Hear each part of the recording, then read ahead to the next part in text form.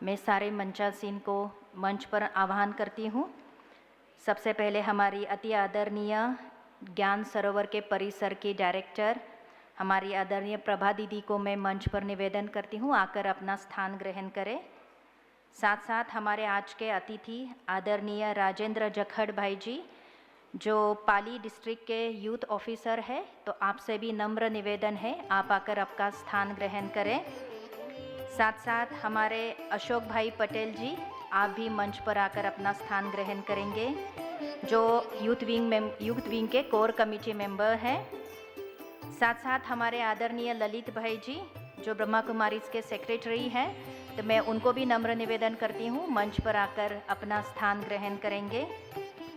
फिर हमारे दूसरे अतिथि हमारे आदरणीय अश्विन शर्मा जी, भाई जी मैं आपसे भी निवेदन करती हूँ, आप सभा में कहीं बैठे हुए हैं तो मंच पर आकर अपना स्थान ग्रहण करें। साथ साथ हमारी युवा प्रभाग की नेशनल कोऑर्डिनेटर हमारी अति आदरणीय कृति दीदी जी को भी मैं निवेदन करती हूँ कि आप भी आकर मंच पर अपना स्थान ग्रहण करें। तो हम जोरदार तालियों से सभी को इस सभा में वेलकम करते हैं कि सभी अपने अपने स्थान पर आकर विराजमान होंगे।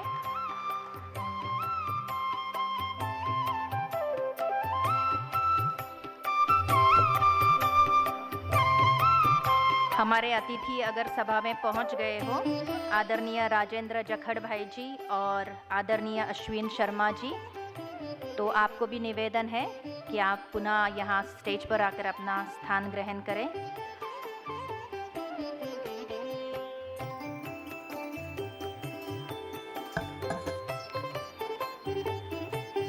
कहते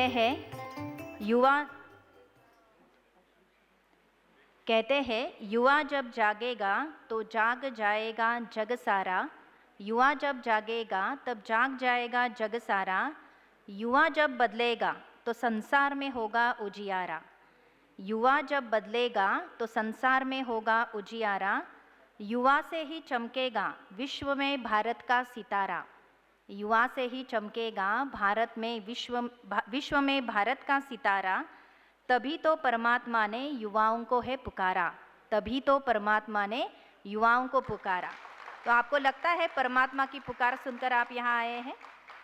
तो ऐसे आज हमारा मंच सजा है ऐसे ही हस्तियों से जिन्होंने परमात्मा की पुकार को सुना है और युवा शक्तियों को जागृत करने के लिए जो समाज में कार्य कर रहे हैं, ऐसे सारे मंचासीन यहाँ पर आज उपस्थित है। तो मैं अपने बहनों से निवेदन करती हूँ कि बैच और बुक के द्वारा आए हुए अतिथियों का स्वागत करें। तो रेखा बहन जी सूरत और ग्रुप आकर बुक के द्वारा और वैशाली बहन बैच के द्वारा सभी मंचासीन का इस सभा में स्वागत करेंगे।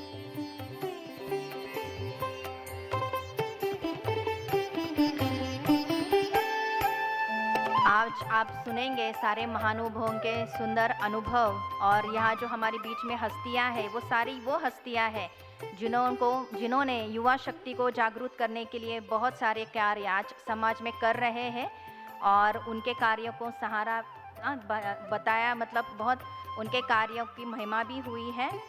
तो ऐसों का आज हम इस सभा में स्वागत कर रहे हैं। आप भी जोरदार करतल ध्वनि से तालियों से उनका इस सभा में स्वागत करेंगे। खास आपके लिए वो अपना समय निकालकर यहाँ पर पहुँचे हैं, तो हम ज़रूर अपने सम्मानीय अतिथियों को बहुत बहुत दिल से वेलकम करते हैं।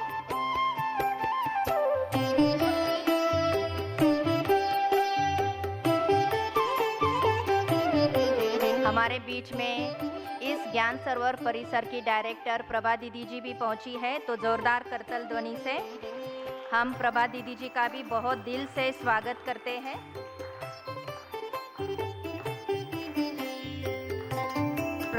मैं प्रभा दीदी जी का परिचय देना चाहूँगी। प्रभा दीदी जी ब्रह्मा कुमारीज के अंतर्राष्ट्रीय मुख्यालय ज्ञान सरोवर माउंट आबू के वर्तमान प्रभारी और जाडेश्वर भरूच गुजरात के सब जोन प्रभारी है। आपने 13 वर्ष की अल्प आयु में आप ब्रह्मा कुमारी संस्था में आकर अपना जीवन समर्पित किया। ब्रह्मा कुमारी संस्था के फाउंडर प्रजापिता ब्रह्मा, साथ साथ हमारी मुख्य प्रशासिका दादी प्रकाशमणि, दादी जानकी जी के अंग संग के रहकर उनके अनुभवों से उन्होंने अपने जीवन को सजाया है। साथ साथ उनके जो सब जोन है, भरूच सब जोन, उसके अंतर्गत 18 सेंटर्स आते हैं जिसका संचालन आप बहुत सुचारू रूप से करते हैं। यूथ की कई पदयात्राएं वगैरह में भी आपने भाग लिया था। उनकी सटीक निर्णय शक्ति और दूरदर्शिता से वो भरूच उपक्षेत्र की सेवाओं में सदा प्रगति कर रही है। साथ साथ गुजरात जोन से और माउंट आबू से जो भी प्रोग्राम्स प्लान होते हैं उनको एग्जीक्यूट करने में, उनको प्रैक्टिकल में लाने में आप हमेशा उत्सुक रहते हैं। इस तरह से अनेक गुणों से संपन्न हमारी आदरणीय प्रभा दीदी जी आज हमारे बीच में उपस्थित है। पिछले 3 दिनों में आप कुछ कार्य से बाहर थे, तो मैं ज़रूर प्रभा दीदी से निवेदन करूंगी कि आज आप अपने आशीर्वचन हमारे बीच में रखें। ये सारे युवा आपका 2-3 दिन से इंतज़ार कर रहे हैं और दीदी आज समय निकालकर हमारे बीच में पहुँचे हैं, तो ज़रूर युवाओं का उमंग उत्साह बढ़ाने के लिए दीदी जी को निवेदन है कि आप अपने आशीर्वचन रखें। आदरणीय प्रभा दीदी जी।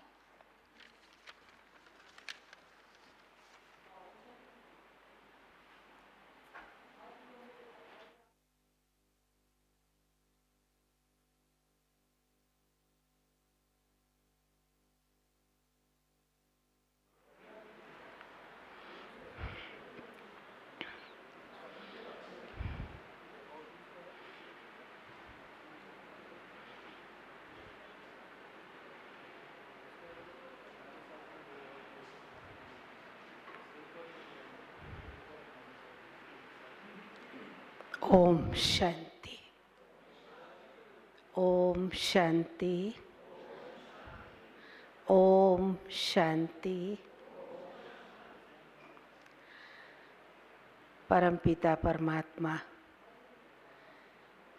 शिव पिता परमात्मा की प्यारी प्यारी संतानों, विशेष युवा वर्ग के भाई बहनें, साथ में मंच पर विराजमान हमारे मंचासीन, आप सभी विशेष 3 दिन से इस ज्ञान सरोवर परिसर में रह कर के अपने आप को बहुत ही भरपूर कर रहे होंगे। वैसे भी आप सभी यहाँ पर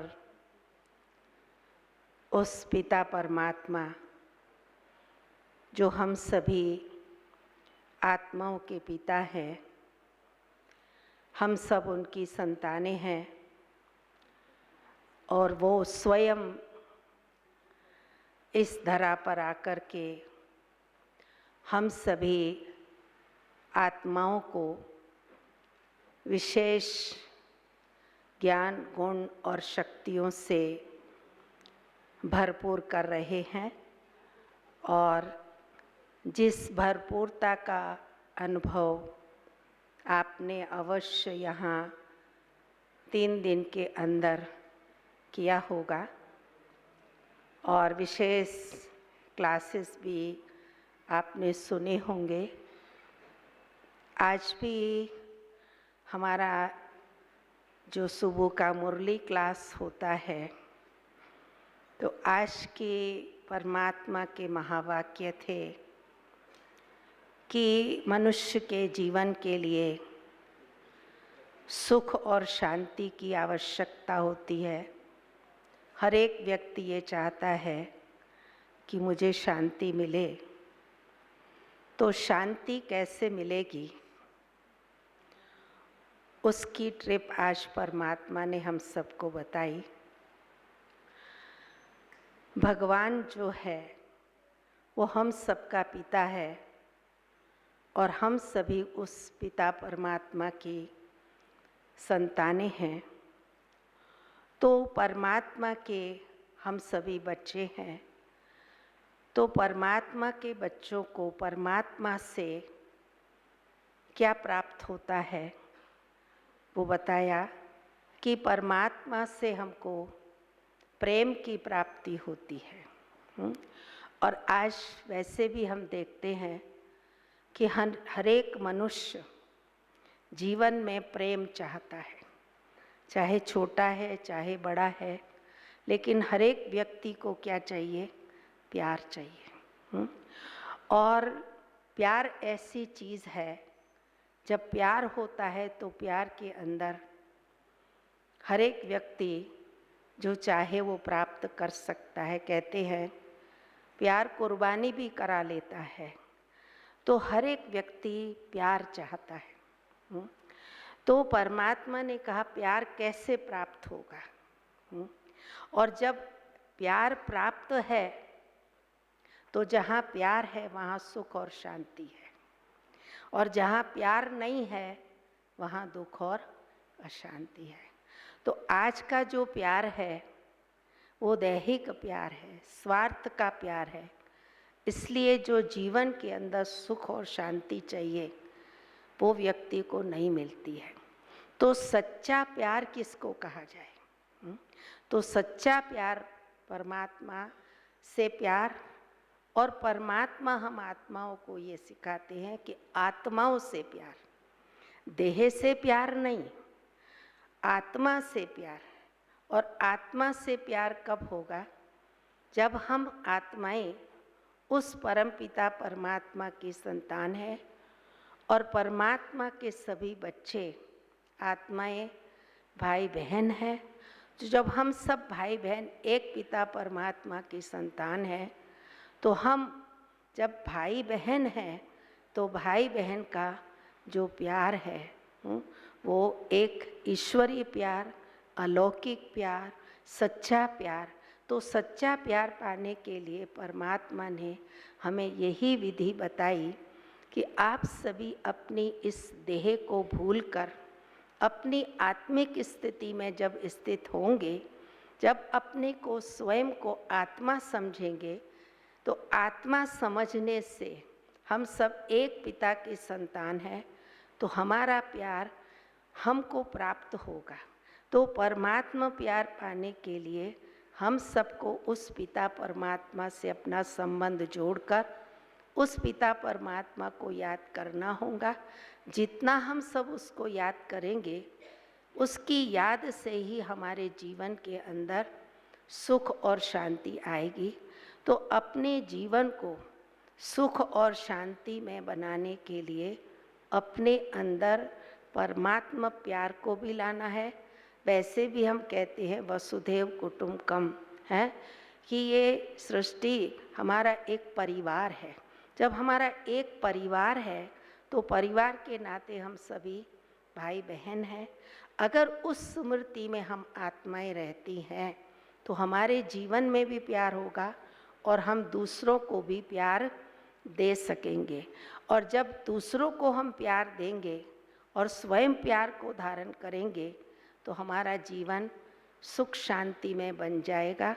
तो जीवन को सुख और शांति में बनाने के लिए परमात्मा प्यार के सागर से हमें अपना संबंध जोड़कर स्वयं को भी उसके प्यार में भरपूर करना है, और साथ साथ अन्य आत्माओं को भी प्यार देना है। जहाँ प्यार है वहाँ सब कुछ है, जहाँ प्यार नहीं है तो सब कुछ होते हुए भी कुछ भी नहीं है। हाँ, तो आज संसार के अंदर हम सब देखते हैं कि संसार में बहुत कुछ भौतिक सुविधाएं सब हैं, लेकिन जो सच्चा प्यार चाहिए, निस्वार्थ प्यार चाहिए, वो प्यार खत्म हो चुका है।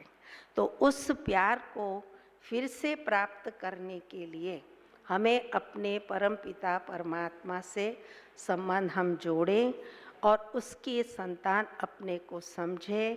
और जब हम उस पिता को याद करेंगे तो उसके प्यार में जब हम डूब जाएंगे तो हम अन्य आत्माओं को भी प्यार दे सकेंगे।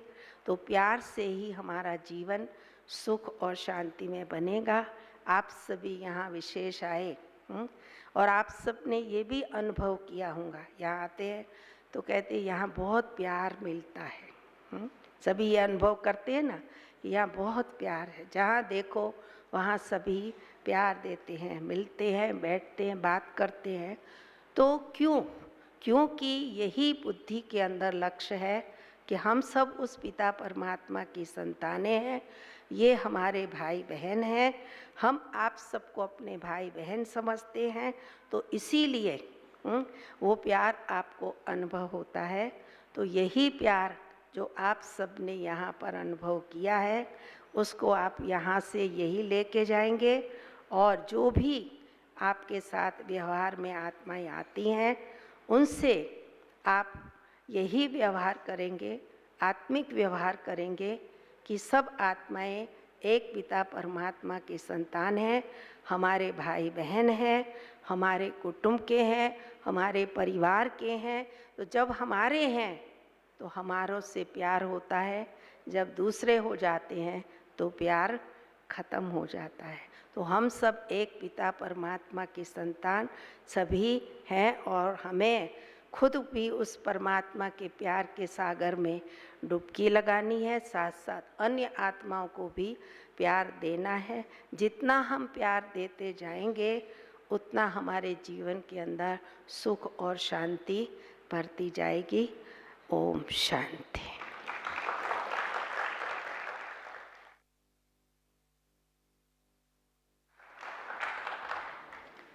बहुत बहुत शुक्रिया हमारे आदरणीय प्रभा दीदी जी का, जिन्होंने हमें परमात्मा प्यार क्या है और आत्मिक प्यार क्या है।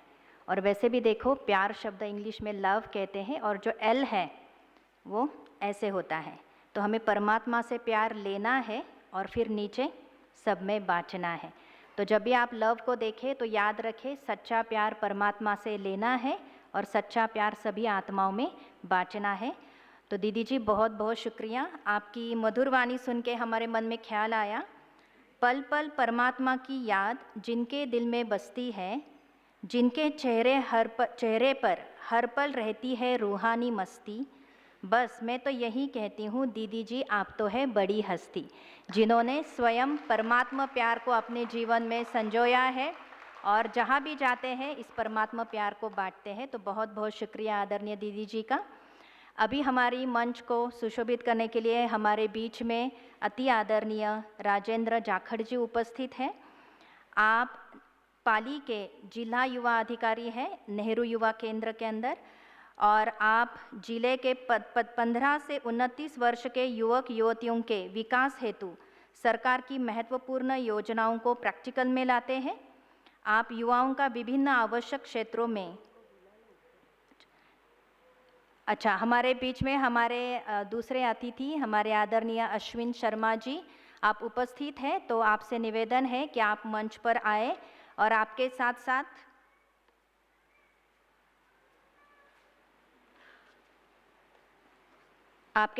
श्रवण सेन भाई जो डिस्ट्रिक्ट ऑर्गेनाइजिंग सेक्रेटरी है ABPV के, और विजय गोठवाल जो सीनियर वाइस प्रेसिडेंट है बीजेपी के और एडवोकेट भी है। तो आप सबको मैं मंच पर निमंत्रित करती हूँ। तो आदरणीय अश्विन शर्मा जी का मैं अश्विन शर्मा भाई जी को मंच पर निवेदन है कि आप मंच पर आकर अपना स्थान ग्रहण करें, और बहनों से निवेदन है कि आप उनका स्वागत करें। तो हम जोरदार तालियों से अश्विन शर्मा जी को वेलकम करते हैं।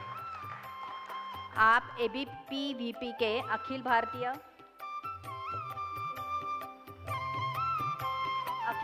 विद्यार्थी परिषद के आप ऑर्गेनाइजिंग सेक्रेटरी हैं, आप दिल्ली में कार्यरत हैं। तो उनको हम जोरदार करतल ध्वनि से इस सभा में वेलकम करते हैं।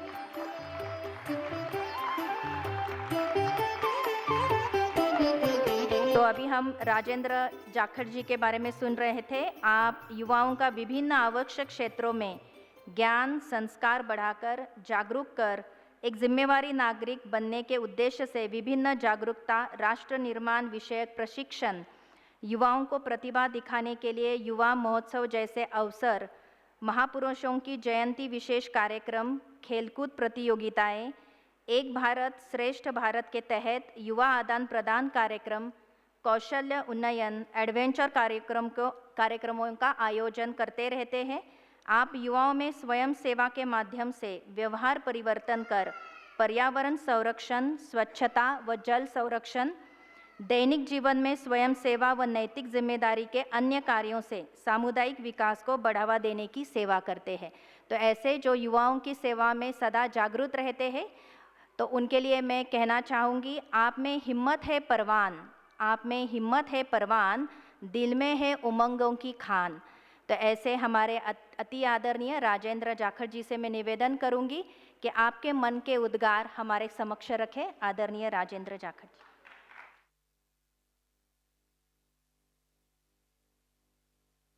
शांति। ओम शांति। मंच पर विराजमान आदरणीय प्रभा दीदी जी, यूथ विंग के कृति मैडम, जीतू भाई जी, वाइस चेयरमैन सर और मंचासीन समस्त अतिथि शर्मा जी और देश भर से आए हुए यूथ रिट्रीट के पार्टिसिपेंट्स, आप सभी का मैं हार्दिक स्वागत करता हूं। मैं जिला युवा अधिकारी माई भारत, पहले हमारा नाम नेहरू युवा केंद्र संगठन हुआ करता था, अब हम माई भारत संगठन के नाम से जाने जाते हैं। ये भारत सरकार का युवा विभाग का मंत्रालय का डिपार्टमेंट है। जिस तरह यूथ रिट्रीट में मैं कल दोपहर से देख रहा हूँ कि जो यूथ डेवलपमेंट एक्टिविटीज़ बीके के माध्यम से करवाई जा रही है, same almost all the activities almost in the similar manner, but implementation phase हमारा थोड़ा डिफरेंट हो सकता है। तो उसी एम को लेकर आदरणीय जीतू भाई जी ने मुझे याद किया और मैं पूरी यूथ विंग का धन्यवाद दूंगा कि कल दोपहर के बाद से मैंने जो प्रोग्राम्स यहाँ देखे हैं, जो सद्गुण, जो जिस तरह से आप लोग मेडिटेशन के माध्यम से आप अपने आप को, जिस तरह मैं सर के वर्ड्स यूज करना चाहूँगा कि you have to recharge yourself. आप लोग यूथ है, आपके अंदर शक्ति है, लेकिन कुछ समय के बाद ये शक्ति क्षीण होने लगती है। You have to be on a continuous resilient path. तो उसके लिए आपको अध्यात्म में भी आना जरूरी है। आप लोगों को मेडिटेशन, आप लोगों को स्पोर्ट्स एक्टिविटीज़, आप लोगों को अपने डेवलपमेंट, पर्सनैलिटी डेवलपमेंट, उसके माध्यम से कम्युनिटी डेवलपमेंट की एक्टिविटीज़ थ्रू आउट कंटिन्यू करनी चाहिए। चूँकि ब्रह्म कुमारी वॉलंटियर ऑर्गेनाइजेशन है और सिमिलरली हमारा भी जो NYK था वो लार्जेस्ट यूथ ऑर्गेनाइजेशन था। एट प्रेजेंट माई भारत में 1.75 करोड़ से अधिक युवाओं ने पंजीकरण किया है। तो ये देश भर से जो युवा जुड़े हुए हैं, they also are voluntary link to us. उनको हम लोग कुछ देते नहीं हैं। उनको हम लोग जिस तरह आप सद्ज्ञान, सद्भाव देते हैं, उन लोगों को हम लोग जोड़ते हैं कि for their betterment, for the betterment of society, join us. Government of India के जो प्रोग्राम्स है, माननीय प्रधानमंत्री जी की प्रेरणा से, उनके नेतृत्व में हम लोग युवाओं को जो चीज़ चाहिए, फॉर एग्जांपल हमारे प्रोग्राम्स के बारे में मैं थोड़ा ब्रीफ करूंगा कि आप लोग माई भारत MYBHARAT.gov.in पे जाके सारी एक्टिविटीज़ देख सकते हैं। पूरे इंडिया में हम लोग 623 केंद्र में काम करते हैं। 623 डिस्ट्रिक्ट्स में हमारी ब्रांचेज है, हमारे ऑफिसेज है, गवर्नमेंट ऑफ इंडिया के ऑफिसर्स वहाँ हैं। आप में से कई लोग परिचित होंगे, कई लोग नहीं है, तो आप लोग एक बार विजिट जरूर करें। There we cater every kind of voluntary activities, every kind of facilitation programs for the youth development, community development through youth development, and societal beneficial programs. उसमें एक है यूथ को क्या चाहिए। आज का यूथ है वो रुकना नहीं चाहता, वो सुनना नहीं चाहता, वो भाग रहा है। उसके अंदर शक्ति है लेकिन उसको दिशा सही नहीं दी जा रही है। तो हम उस वे में क्या करते हैं कि उसको जो चाहिए, तुम्हें जो चाहिए वो प्रोग्राम हम तुम्हें देंगे। आपको क्या चाहिए कि मुझे स्पोर्ट्स चाहिए सर, कोई बात नहीं, आप आइए। We are a coordinating agency. हम लोग हमारे स्पोर्ट्स के प्रोग्राम्स के माध्यम से नशा मुक्ति का संदेश देते हैं कि नशे की लाइन से दूर रहे, यूथ जो है स्पोर्ट्स में एंगेज रहे। अगर वो इंटरेस्टेड है तो हम उसको sports material free of cost देते हैं गवर्नमेंट ऑफ इंडिया के प्रोग्राम से। We are just implementing agency. तो आप लोग अपने क्षेत्र में कहीं भी आप चाहते हैं कि कोई टूर्नामेंट करवाएं, you can coordinate with us. We will, government of India will fund, और हम लोग CSR के माध्यम से अन्य भी और कोशिश करेंगे कि जनप्रतिनिधि भामाशाहों को अरेंज करके एक बहुत अच्छा प्रोग्राम सोसाइटी के लिए दे सकते हैं, हमारे यूथ के लिए दे सकते हैं। This is sports wing. अगर आप में से कोई अच्छा वक्ता है, आप में से अच्छा कोई पेंटर है, अच्छा राइटर है, अच्छा डांसर है, किसी भी प्रकार की, हर यूथ के अंदर अलग अलग क्वालिटीज होती है, तो आप लोग उस क्वालिटीज को नर्चर कर सकते हैं हमारे माध्यम से। हम एक प्लेटफॉर्म देते हैं, एक मंच देते हैं, उसके माध्यम से आपको नेशनल लेवल तक अपनी प्रतिभा का प्रदर्शन करने का एक अवसर मिलता है। सबसे अच्छा है कि हमारे हर साल महापुरुषों की जयंती पे कार्यक्रम होते हैं, और उसमें से एक अच्छा प्रोग्राम है कि हम यहाँ एक भाषण प्रतियोगिता करवाते हैं जो भी नेशन बिल्डिंग एक्टिविटीज़ के रिलेटेड होती है। उसमें जो बच्चे होते हैं toppers from the district level to divisional level to state level then national level पे जो बच्चे स्टेट से विनर्स होते हैं first second third fourth fifth तक, उन बच्चों को हम पार्लियामेंट भेजते हैं, government of India sends them. उनको पार्लियामेंट में हमारे जनप्रतिनिधियों की सीट पे बैठ के अपने आप को एक्सपोज करने का, अपने आप को एक्सप्रेस करने का जो एक मंच मिलता है, ये भारत सरकार की तरफ से है। इसका आप जरूर फ़ायदा उठाएं आप लोग। कई सारी एक्टिविटीज़ दूसरी है कि यूथ फेस्टिवल के माध्यम से हम हर युवा की हर कला को एक प्रदर्शित मंच प्रदान करके उसको फोस्टर करने का काम करते हैं। हम लोग उनके लिए यूथ एक्सचेंज, एक भारत श्रेष्ठ भारत, हमारा भारत, आप लोग बाहर से आए, आप लोग माउंट को देख रहे हैं, यहाँ राजस्थान का जैसे सर कह रहे थे कि डेजर्ट से लेके कितना वैरायटी है, all over India we have a lots of variety. हम उस वैरायटी में भी एक है, this is our strength.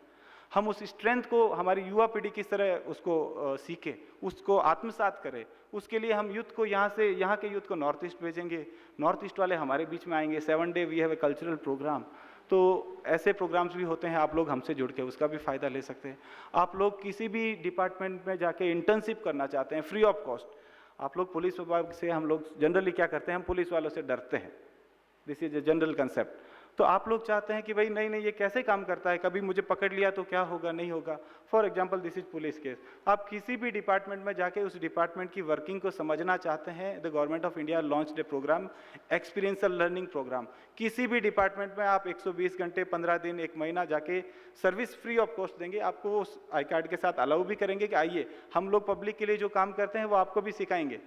We will make you a responsible citizen, we will make you learn the public, जो भी स्कीम्स है हम लोग पब्लिक के लिए किस तरह कैटर कर सकते हैं, आप लोग उसका किस तरह फ़ायदा उठा सकते हैं। तो आप लोग जिस तरह कॉलेज लाइफ में आपको टाइम मिलता है, तो आप लोग उनके बीच में जाके उस चीज़ों को सीख सकते हैं, उनके बीच में रह के। अदरवाइज कोई भी आपको अपने डिपार्टमेंट में 15 दिन ऐसे नहीं आने देगा, ठीक है।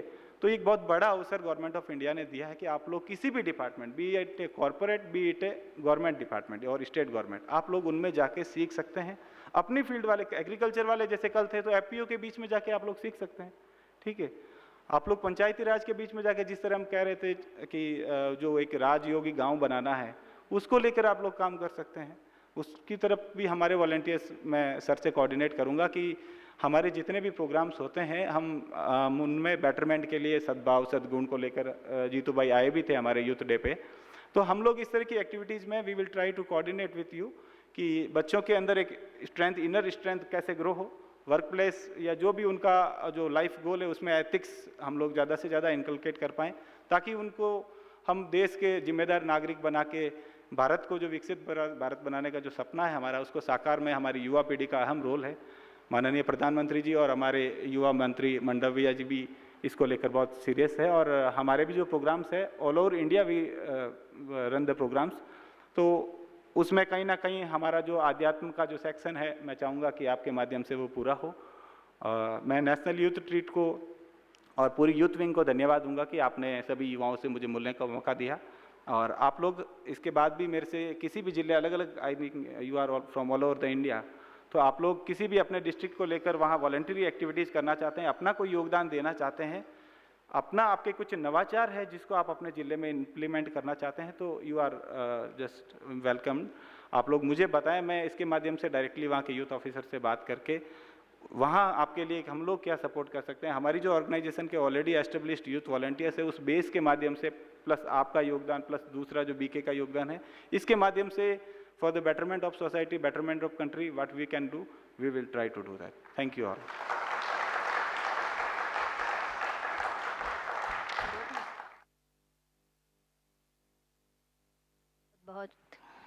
बहुत बहुत शुक्रिया हमारे आदरणीय राजेंद्र भाई जी का। आपने ब्रह्मा कुमारीज का आह्वान किया कि वो भी ज़रूर आकर युवाओं को मोटिवेट करें, युवाओं के अंदर वैल्यूज़ को भरे, ताकि हम साथ में सोसाइटी को बेहतर सोसाइटी बनाने में एक अपना योगदान दे पाए। तो आपके इस निमंत्रण के लिए बहुत बहुत शुक्रिया। अभी मैं आप में से एक पार्टिसिपेंट को यहाँ इनवाइट करूँगी, और आप हमारे समक्ष आपने पिछले 2-3 दिनों में क्या क्या इस कैंपस के अंदर जो शिक्षाएं ली या ओवरऑल वातावरण अनुभव किया, तो उसका अनुभव साझा करेंगे। तो अगर हमारे बीच में बुलबुल बहन उपस्थित है, बुलबुल बहन, तो बुलबुल बहन बहादुरगढ़ से, हरियाणा से है, तो मैं आपको निवेदन करती हूँ कि आप मंच पर आए और अपने पिछले 2-3 दिनों में आपने जो जो सुंदर अनुभव अपने मन बुद्धि में संजोए हैं हमारे समक्ष रखेंगी बुलबुल बहन।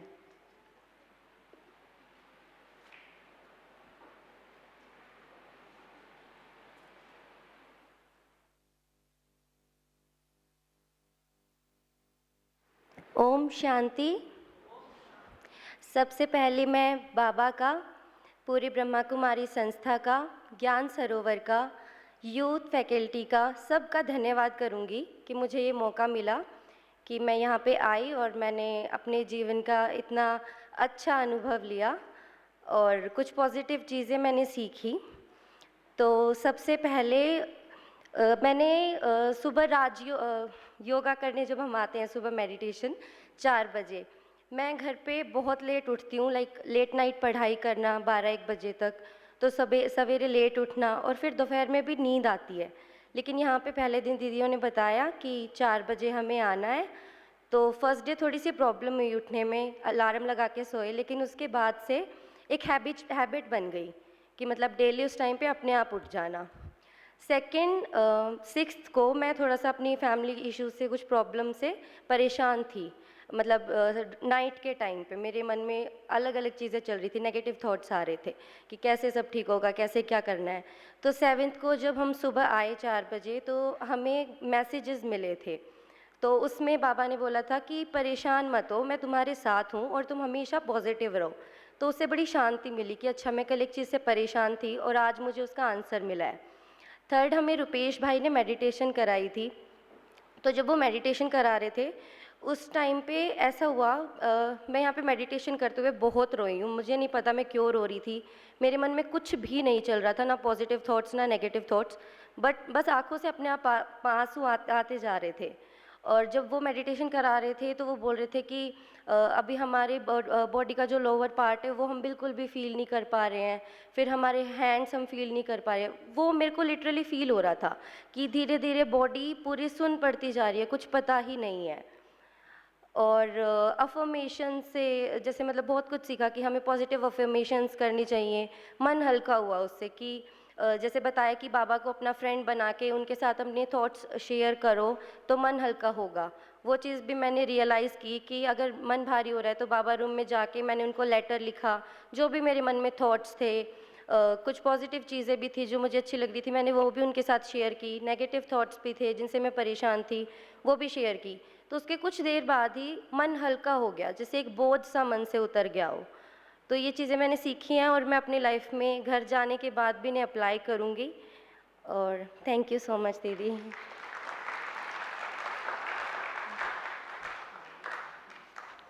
Thank you Bulbul.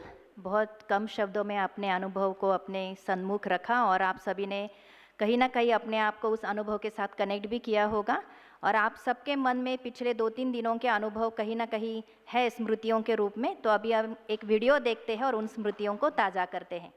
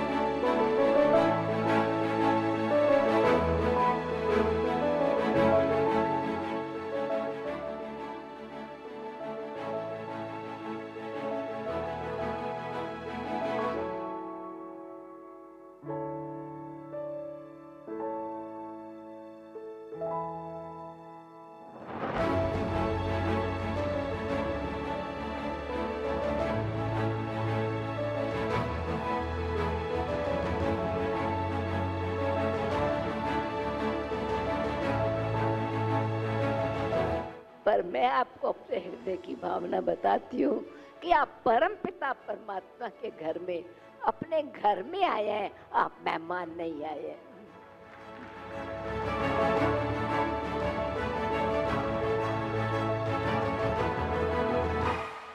I still can't hear. I still can't hear. That is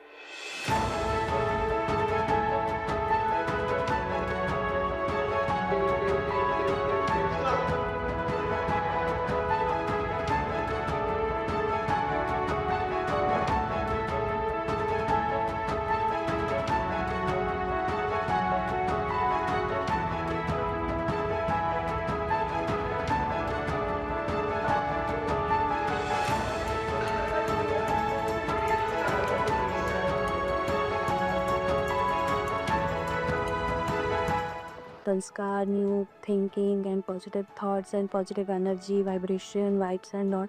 Everything is like heaven, actual heaven. Yes, thank you. Om Shanti. Wonderful management by DK's, by Brahma Kumaris. तो ये मेरी life का सबसे best decision था यहाँ पर आना. वो मेडिटेशन बाबा के रूम में जाके कुछ अलग ही एनर्जी फील कराते थे.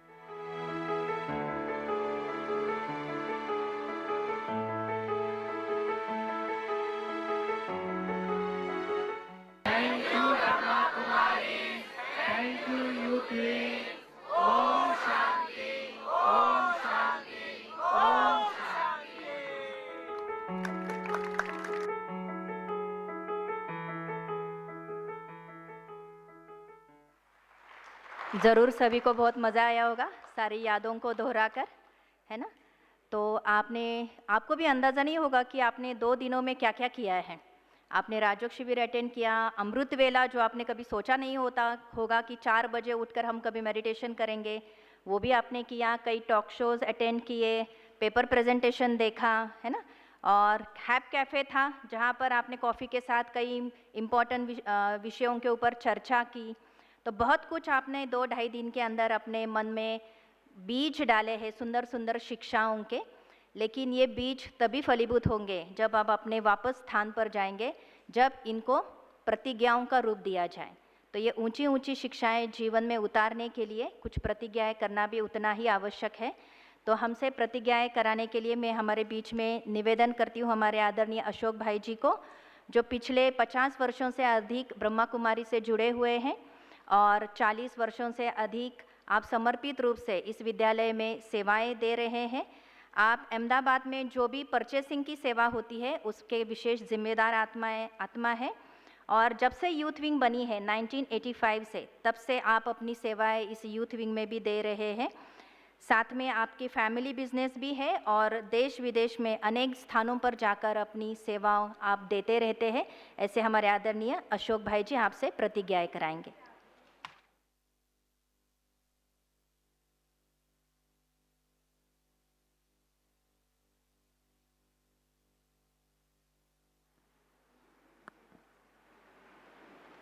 ओम शांति.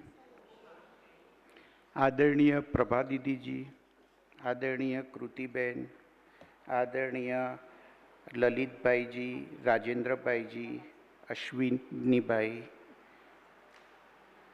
और आप सभी आए हुए युवा साथियों, हमने 2 दिन में बहुत कुछ सीखा और वो स्ट्रेंथनिंग द स्पिरिचुअल रूट्स विषय पे कॉन्फ्रेंस में से हम जो भी सीख के जा रहे हैं उसको अपने जीवन में लाने के लिए कुछ प्रतिज्ञा करनी होगी या तो कुछ दृढ़ संकल्प करने होंगे जो रिजोल्यूशंस के रूप में है. और मुख्यतः यूथ विंग की तरफ से 8 रिजोल्यूशंस तैयार किए गए हैं. युवाओं के लिए कहा जाता है कि युवा को अपने जीवन में परिवर्तन लाने के लिए भगवान पे तो भरोसा होना चाहिए, लेकिन साथ साथ किस पे भरोसा होना चाहिए? खुद पे. भरोसा भगवान पर है तो जो लिखा है तकदीर में वही पाओगे. भरोसा खुद पर है तो भगवान वही लिखेंगे जो आप चाहोगे. तो हमारे अंदर यहाँ से जो सीख करके गए वो हम जीवन में जरूर ला पाएंगे. वो भरोसा भी हो खुद पे और भगवान पे भी भरोसा हो. उसी तरह से हमें अपने जीवन के अंदर कुछ प्रतिज्ञा करनी है और वो 8 प्रतिज्ञाएं मैं आपको बताता हूँ और फिर इसके बाद में सभी अपने हैंड रेज करके वो प्रतिज्ञा में आप सभी अपनी सहमति देना. मैं प्रतिदिन कुछ समय आत्मचिंतन एवं राजयोग ध्यान में व्यतीत करूँगा. मैं प्रतिदिन कुछ समय आत्मचिंतन एवं राजयोग ध्यान में व्यतीत करूँगा जिससे मेरे विचार, व्यवहार और निर्णय शक्ति सात्विक और स्थिर बने. दूसरी प्रतिज्ञा है, मैं अपने व्यावसायिक व्यक्तिगत जीवन में आध्यात्मिक मूल्यों को अपनाने का पूर्ण प्रयास करूंगा। साथ साथ परिवार और समाज में सकारात्मकता फैलाने के निमित्त बनूंगा, जिससे कि ईमानदारी, करुणा, दया, निस्वार्थता और अनुशासन। और युवाओं के लिए कहा गया है ना कि युवाओं का मतलब है, युवा का मतलब नई सोच, युवा का मतलब नई नज़रिया, जो समाज के हर हिस्से को सफलता की ओर ले जाए। हम यहाँ से वो सीख करके जाते हैं जो स्व परिवर्तन से समाज का परिवर्तन, देश का परिवर्तन और विश्व का परिवर्तन कर सके। तो अभी थर्ड प्रतिज्ञा है, मैं चुनौतियों का सामना करते समय धैर्य और आत्मबल को बनाए रखूंगा। क्योंकि जीवन में चुनौतियां तो आएगी, मैं चुनौतियों का सामना करते समय धैर्य और आत्मबल को बनाए रखूंगा और नकारात्मक से ऊपर उठकर समाधान केंद्रित दृष्टिकोण अपनाऊंगा। नकारात्मक से ऊपर उठकर समाधान केंद्रित दृष्टिकोण अपनाऊंगा। तो इसके लिए ही कहा गया है कि बुलंद हो हौसला तो मुट्ठी में हर मुकाम है, मुश्किलें और मुसीबत तो जिंदगी में आम है। जिंदा हो तो ताकत रखो बाजुओं में, लहरों के खिलाफ तैरने की, क्योंकि लहरों के साथ बहना तो लाशों का काम होता है। हम तो इसी तरह अपने में बहुत ही उमंग उत्साह रखना होता है। फिर चौथी प्रतिज्ञा है, मैं अपनी कार्यशैली से युवाओं की सकारात्मक छवि को समाज में सशक्त करने हेतु प्रेरणा स्रोत बनने का प्रयास करूंगा। मैं अपनी कार्यशैली से, अपने व्यवहार से सकारात्मक युवाओं की छवि को समाज में सशक्त करने के लिए प्रयास करूंगा। फिर पांचवी बात है, मैं अपने भीतर, हमने राजयोग सिखा है ना, तो अपने भीतर की शांति और शक्ति को जानने, पहचानने और उसके आधार पर जीवन को दिशा देने का निरंतर अभ्यास करूंगा।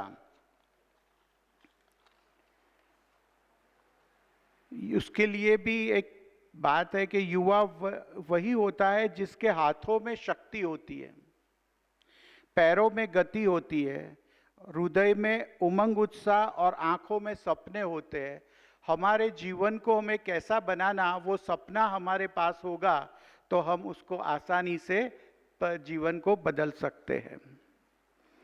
फिर छठा संकल्प है, मैं जहाँ भी रहूँ वहाँ आध्यात्मिक वातावरण निर्मित करने हेतु छोटा सा प्रयास अवश्य करूँगा। मैं जहाँ पे भी रहूँ वहाँ आध्यात्मिक वातावरण निर्मित करने हेतु छोटा सा प्रयास जरूर करूँगा।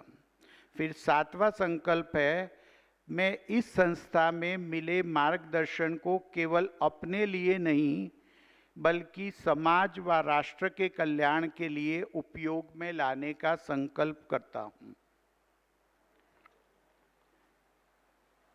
मुझे इस उम्र में, युवाओं की उम्र ऐसी होती है कि जिसमें उनको अपने जीवन को आगे से आगे बढ़ाना होता है, तो हमें ये दृढ़ संकल्प लेना होता है कि मुझे इस उम्र में आराम नहीं करना है, लक्ष्य पाने के अपने जो सपने हैं उनको नाकाम नहीं करना होता है। और हमने जो स्पिरिचुअल टूल्स जो लिए हुए हैं, वो टूल्स जो भी है उसको अपने को रोज यूज में करना है। नहीं तो क्या होता है, टूल्स होते हैं उसको यूज नहीं करते, टूल बॉक्स में ही पड़े रहते, तो क्या होता है, लंबे समय के बाद में जंक लग जाता है।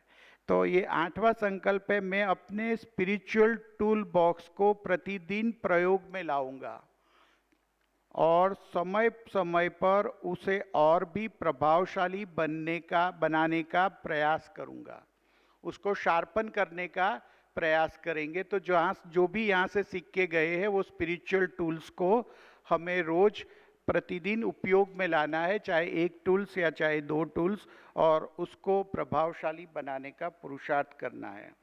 अगर आप युवा है तो आपके पक्ष में सब कुछ है, अगर आप युवा है तो आपके पक्ष में सब कुछ है। इसीलिए हमें अपने समय को सबसे सही और अच्छी तरह से प्रयोग में लाना है। तो ये सभी जो 8 रिजोल्यूशंस जो पास हुए हैं उसमें आप सभी एग्री हो तो अपना हाथ खड़ा करके आप अपनी सहमति दे सकते हैं। बहुत बहुत धन्यवाद।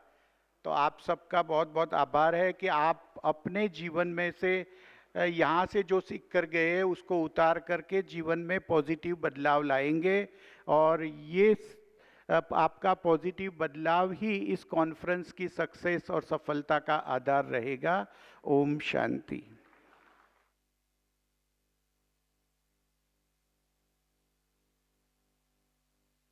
बहुत बहुत शुक्रिया आदरणीय अशोक भाई जी का।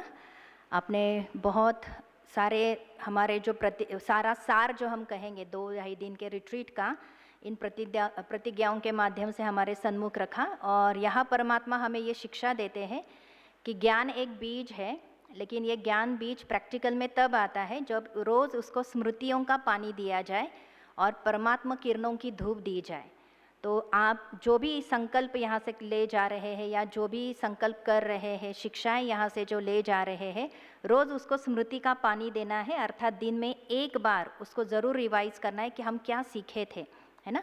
और परमात्मा प्यार की धूप, परमात्मा किरणों की धूप, अर्थात परमात्मा की याद में आप जितना रहेंगे तो वो प्रैक्टिकल में लाना उतना ही आपके लिए सहज होगा। तो इस रीति से अभी हम आगे बढ़ते हैं। हमारे आगे के आदरणीय ललित भाई जी जो है एक बहुत विशेष हस्ती है। आप सन्यासी बने निकले थे क्योंकि इस दुनिया से वैराग्य आया था और आश थी परमात्मा साक्षात्कार की। तो परमात्मा साक्षात्कार के लिए आप जब सन्यासी बनने के लिए निकले तो आपका परिचय ब्रह्मा कुमारी विद्यालय से हुआ और यही आपको आपके जीवन का लक्ष्य मिल गया। आपकी जर्नी यहाँ थम गई और आप आज वर्तमान समय समर्पित रूप से ब्रह्मा कुमारी विद्यालय में पिछले 25 वर्षों से अधिक सेवाएं दे रहे हैं। उसमें से 18 मतलब 2007 से आप ये जो माउंट आबू वर्ल्ड हेडक्वार्टर है ब्रह्मा कुमारी स्पा, वहाँ पर समर्पित रूप से सेवाएं दे रहे हैं। आप विशेष मेंबर और सेक्रेटरी है management committee of Prajapita Brahma Kumari Ishwariya Vishwavidyalaya के। ट्रस्टी सेक्रेटरी है 7 से अधिक ट्रस्ट और सोसाइटीज़ में। आपने चार्टर्ड अकाउंटेंट पढ़ाई पढ़ी है। आप राजयोगा मेडिटेशन के विशेष अभ्यासी हैं। आपने सर्टिफिकेट इन डिस्प्यूट मैनेजमेंट लिया है, diploma in naturopathy and yoga, course on constitution of India. आपका खुद का एक फर्म है, चार्टर्ड अकाउंट फर्म इनानी एंड इनानी, जिसमें आप मैनेजिंग पार्टनर है। आपको कविताएं और गीत लिखने का बहुत शौक़ है और लेखन कला ये आपकी एक हॉबी है। और इसी के अंतर्गत आपने सदा स्वस्थ जीवन ये किताब लिखी है जिसको 7 भाषाओं में प्रकाशित किया हुआ है।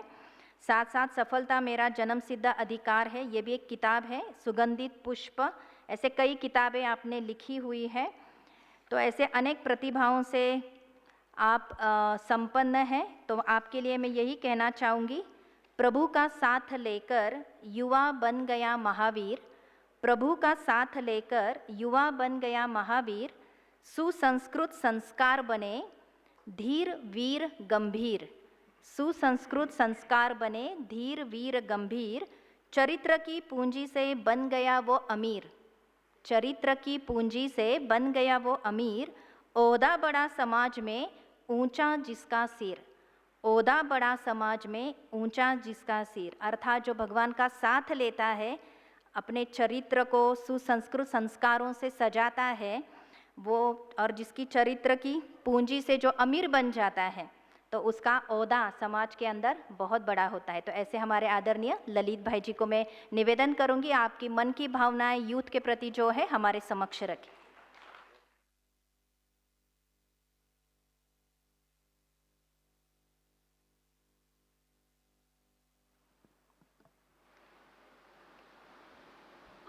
ओम शांति। मंच पर विराजमान परम आदरणीय राजयोगिनी ब्रह्मा कुमारी प्रभा दीदी जी, national coordinator of youth wing हमारी कृति दीदी जी, एवं हमारे सम्मानित मेहमान भ्राता राजेंद्र जाखर जी, भ्राता अश्विन शर्मा जी, हमारे बड़े भाई और मार्गदर्शक भ्राता ब्रह्मा कुमार अशोक भाई जी, शीतल बहन जी, सभा में उपस्थित हमारे सभी यूथ विंग के पदाधिकारी एवं आप सभी आमंत्रित बहनें एवं भाई, इन पिछले 3 दिनों में जो आपने अनुभव किया वो तो एक पार्टिसिपेंट्स ने अनुभव सुनाया और वीडियो के द्वारा भी हमने देखा, पर मैं चाहता हूं कि एक विशेष मंत्र आप यहाँ से लेके जाएं।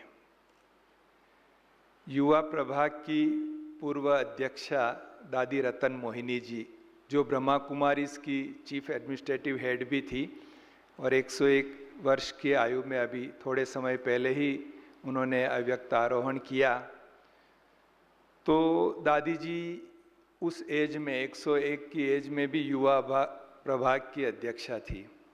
तो हमने दादी जी से पूछा एक बार कि दादी जी बड़ी उम्र, इतनी बड़ी उम्र में आप इतने सक्रिय रूप से सेवाएं करते हैं, दिन भर सेवाएं करते हैं, सदा यूथ रहते हैं, उसके पीछे का क्या मंत्र है?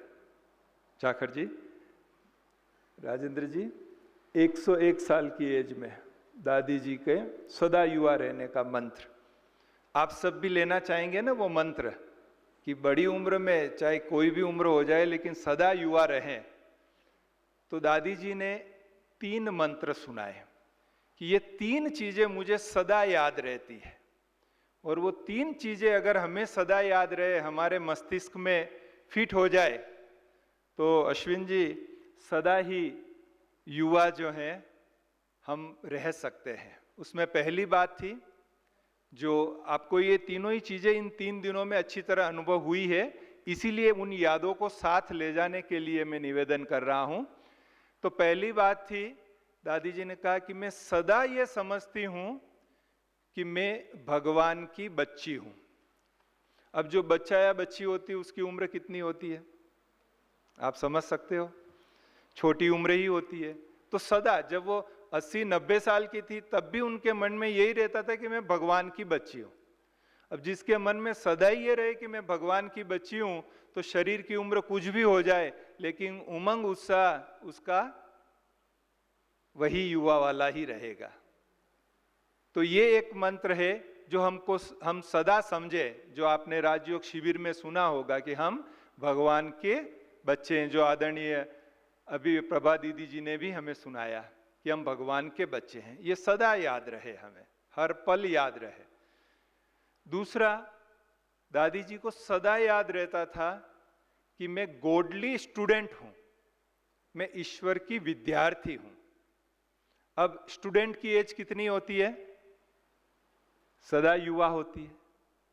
तो उनको सदा ही याद रहता था। और यहां इस ईश्वरीय विश्वविद्यालय में 365 डेज स्टडी चलती है, और दादी जी का रिकॉर्ड था कि हर दिन वो क्लास में आके या तो सुनाती थी या सुनती थी।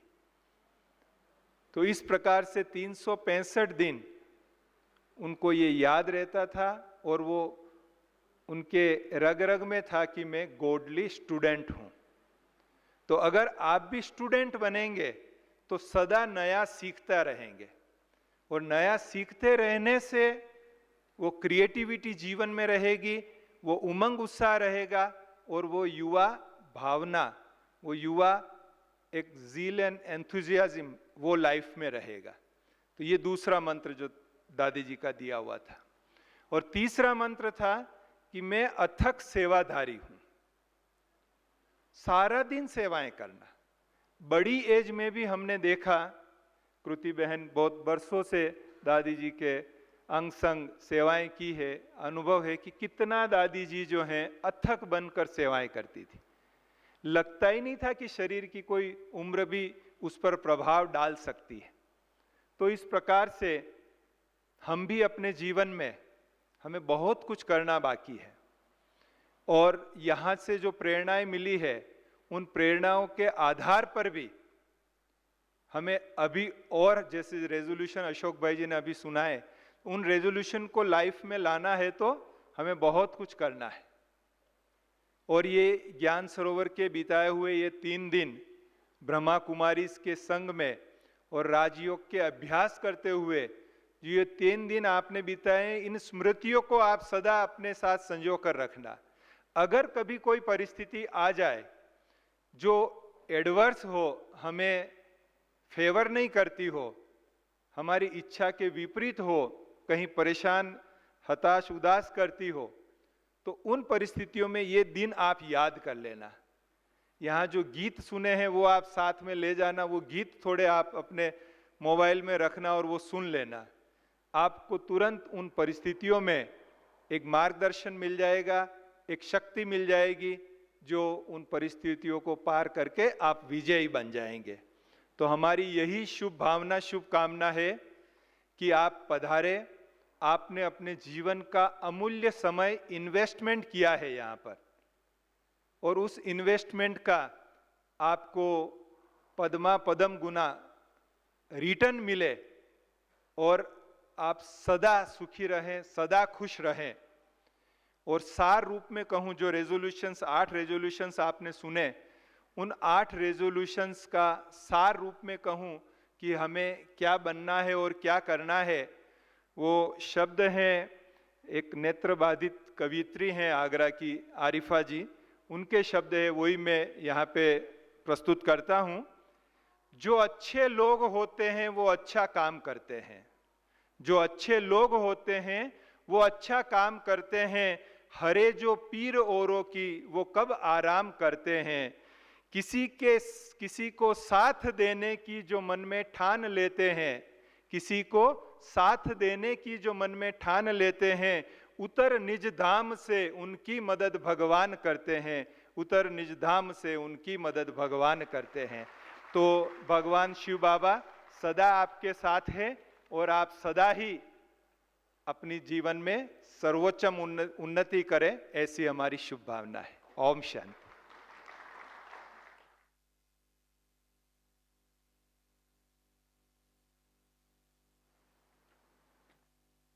बहुत बहुत धन्यवाद हमारे आदरणीय ललित भाई जी का। दादी जी की शिक्षाओं को दोहराकर हम सभी सदा कैसे युवा रह सकते हैं दादी की तरह, वो शिक्षाएं हमें प्रदान की।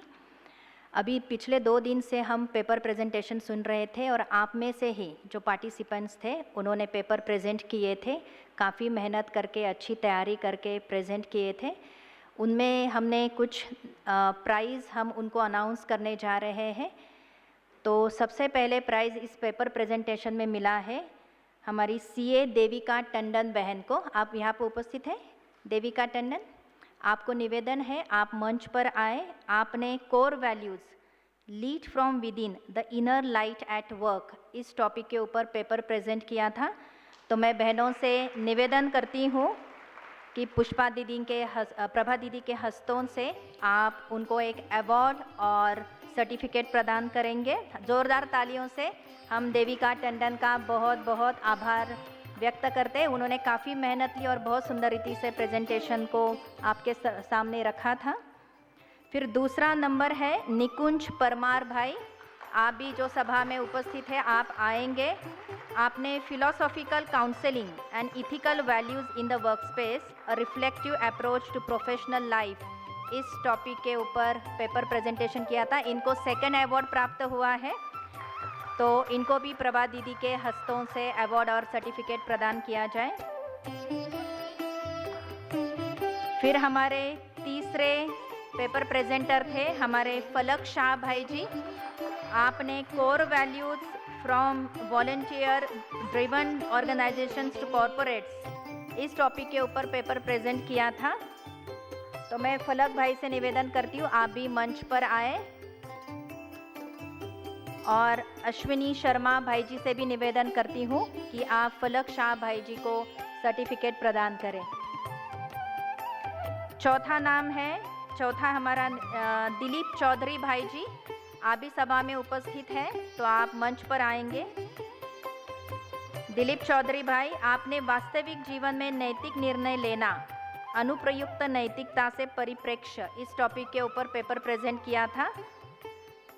दिलीप चौधरी भाई, तो मैं आदरणीय अश्विनी शर्मा भाई जी से निवेदन करती हूँ आप भी उनको सर्टिफिकेट प्रदान करके उनका सम्मान करें। फिर 5वां नंबर है रुद्रबाला, जिन्होंने breaking the illusion of failure, Maya and self worth in the light of Shankara Vedanta, इसके ऊपर पेपर प्रेजेंट किया था। तो अश्विन शर्मा भाई जी इनको सर्टिफिकेट प्रदान करेंगे।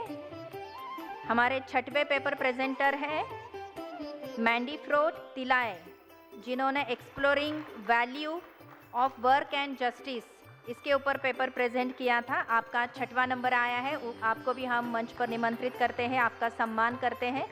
मैं आदरणीय राजेंद्र जखाड़ भाई जी से निवेदन करूंगी आपका उन मरेंद्र तेलिया भाई जी का सम्मान करें।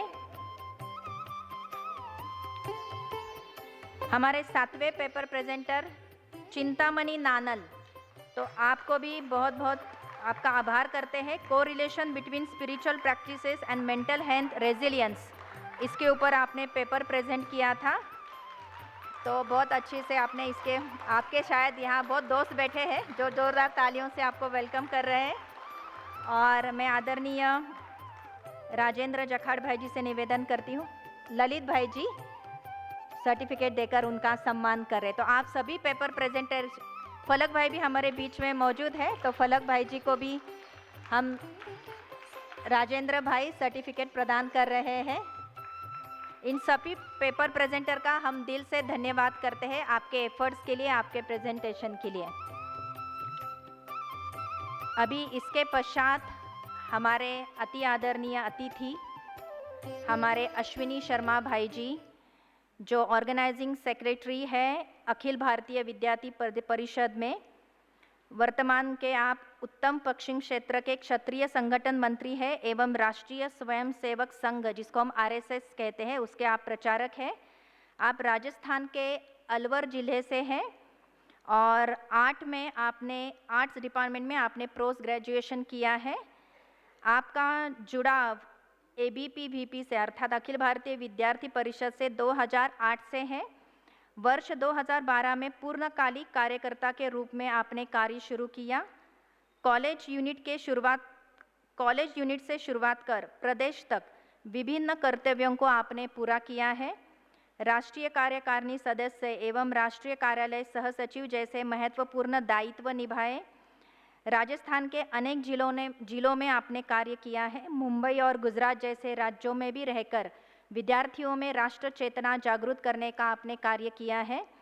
आपने 2014 में राज्यीय छात्र जीवन दर्शन द्वारा आयोजित पूर्वोत्तर अध्ययन यात्रा में भाग लिया। इस दौरान पूर्वोत्तर भारत की संस्कृति, समाज और स्थिति का प्रत्यक्ष अध्ययन आपने किया और 2024 में विशेष आपने जापान सरकार द्वारा आयोजित दक्षिण एशियाई क्षेत्रीय सहयोग, जिसको सार्क भी कहते हैं, देशों के प्रतिनिधि मंडल में भारत का प्रतिनिधित्व किया। इस अंतर्गत आपने जापान की यात्रा की और अंतर्राष्ट्रीय मंच पर भारत की शिक्षा एवं युवकों की भूमिका को आपने प्रस्तुत किया। आप शैक्षिक नवाचार, भारतीय शिक्षा प्रणाली और सामाजिक विषयों पर विश्वविद्यालयों व महाविद्यालयों में नियमित प्रवास करते हैं। आपके प्रमुख संवाद विषय है भारतीय ज्ञान परंपरा, युवाओं में राष्ट्रभक्ति, नशा मुक्ति अभियान। आप इन विषयों पर युवाओं के साथ संवाद के माध्यम से जागरूकता फैलाते हैं। ऐसी एक विशेष हस्ती आज हमारे बीच में है, जिनके लिए हम कहना चाहेंगे, काम करो ऐसा जो पहचान बन जाए, हर कदम चलो ऐसा कि निशान बन जाए। यहाँ जिंदगी तो सब जीते हैं, पर जिंदगी ऐसे जियो कि मिसाल बन जाए। ऐसी मिसाल वाली जिंदगी जीने वाले हमारे अश्विन शर्मा जी को मैं निवेदन करती हूँ, आपके मन के उद्गार हमारे समक्ष रखें।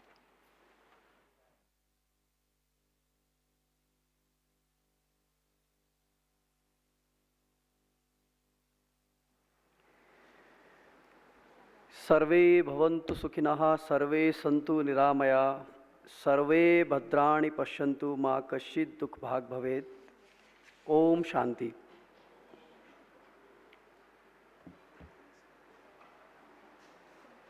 प्रजापति ब्रह्मा कुमारी विश्वविद्यालय के युवा प्रभाग द्वारा आयोजित इस कार्यक्रम में सबसे पहले मैं दादी रतन मोहिनी जी के, जो आज दैहिक स्वरूप में हमारे मध्य नहीं है परंतु सूक्ष्म रूप में वो यहाँ कहीं उपस्थित होकर हम सभी को स्नेहमयी दृष्टि से देख रही हैं, मैं उनको स्मरण करता हूँ। और हमारी वर्तमान प्रमुख दीदी राजयोगिनी मोहिनी दीदी, जिनका सानिध्य और स्नेह हमें निरंतर प्राप्त होता रहेगा, उनको भी प्रणाम करते हुए मैं अपनी बात आप सभी के समक्ष रखने का प्रयास करूंगा। इस कार्यक्रम में मंच पर उपस्थित आदरणीय प्रभा दीदी, आदरणीय ललित भाई, नेहरू युवा केंद्र के युवा अधिकारी राजेंद्र जाखड़ जी, आदरणीय अशोक भाई, कृति दीदी, और जो इस कार्यक्रम का संचालन और संयोजन कर रही है ऐसी हमारी शीतल दीदी, और सभी वरिष्ठ संस्था के कार्यकर्तागण, और इस 3 दिवसीय कार्यक्रम के अंदर जिन्होंने सहभागिता की, अपने जीवन में कुछ न कुछ प्राप्त किया है, ऐसे सभी मेरे प्यारे भाइयों और बहनों, आप सभी को प्रणाम, वंदन, नमस्कार। मेरा एक आग्रह है कि मैं अपनी बात कहीं भी रखता हूं युवाओं के मध्य, तो मैं सबसे पहले हम सब की ओर से किसी न किसी का धन्यवाद करना चाहता हूं। दरअसल हर एक व्यक्ति अपने जीवन में साधन और सुविधा जुटाने के लिए लोन लेता है, जिसको हम ऋण कहते हैं। इस देश के हर एक व्यक्ति के ऊपर एक ऋण ऐसा है जिसको हम कभी चुकता नहीं कर सकते, केवल उनके प्रति कृतज्ञता प्रकट कर सकते हैं। वो ऋण है हमारे सैनिकों का। आज जब हम इतने सुंदर कार्यक्रम में बैठे हैं, शांत बैठे हुए हैं, हमारे जीवन को अच्छा बनाने के लिए हमारे वरिष्ठ लोग लगे हुए हैं, चिंतन कर रहे हैं, तो मुझे लगता है कि हमारे जीवन में ऋण है हमारे उन सैनिकों का जो आज भी 50 डिग्री टेम्परेचर में जैसलमेर बॉर्डर पर खड़े होंगे, और जिन्होंने ऑपरेशन सिंदूर में अपने जीवन की चिंता ना करते हुए हमारी सुरक्षा को प्राथमिकता पर रखा। तो मैं आप सबसे विनती करता हूं कि एक बार उनके ऋण को अदा करने के लिए, शायद हम कितना कर पाएंगे मुझे नहीं पता, लेकिन हम कृतज्ञ भाव से एक बार उनके लिए लगाइए मेरे साथ, भारत माता की। मित्रों, दूसरा ऋण है उनके परिवारों का।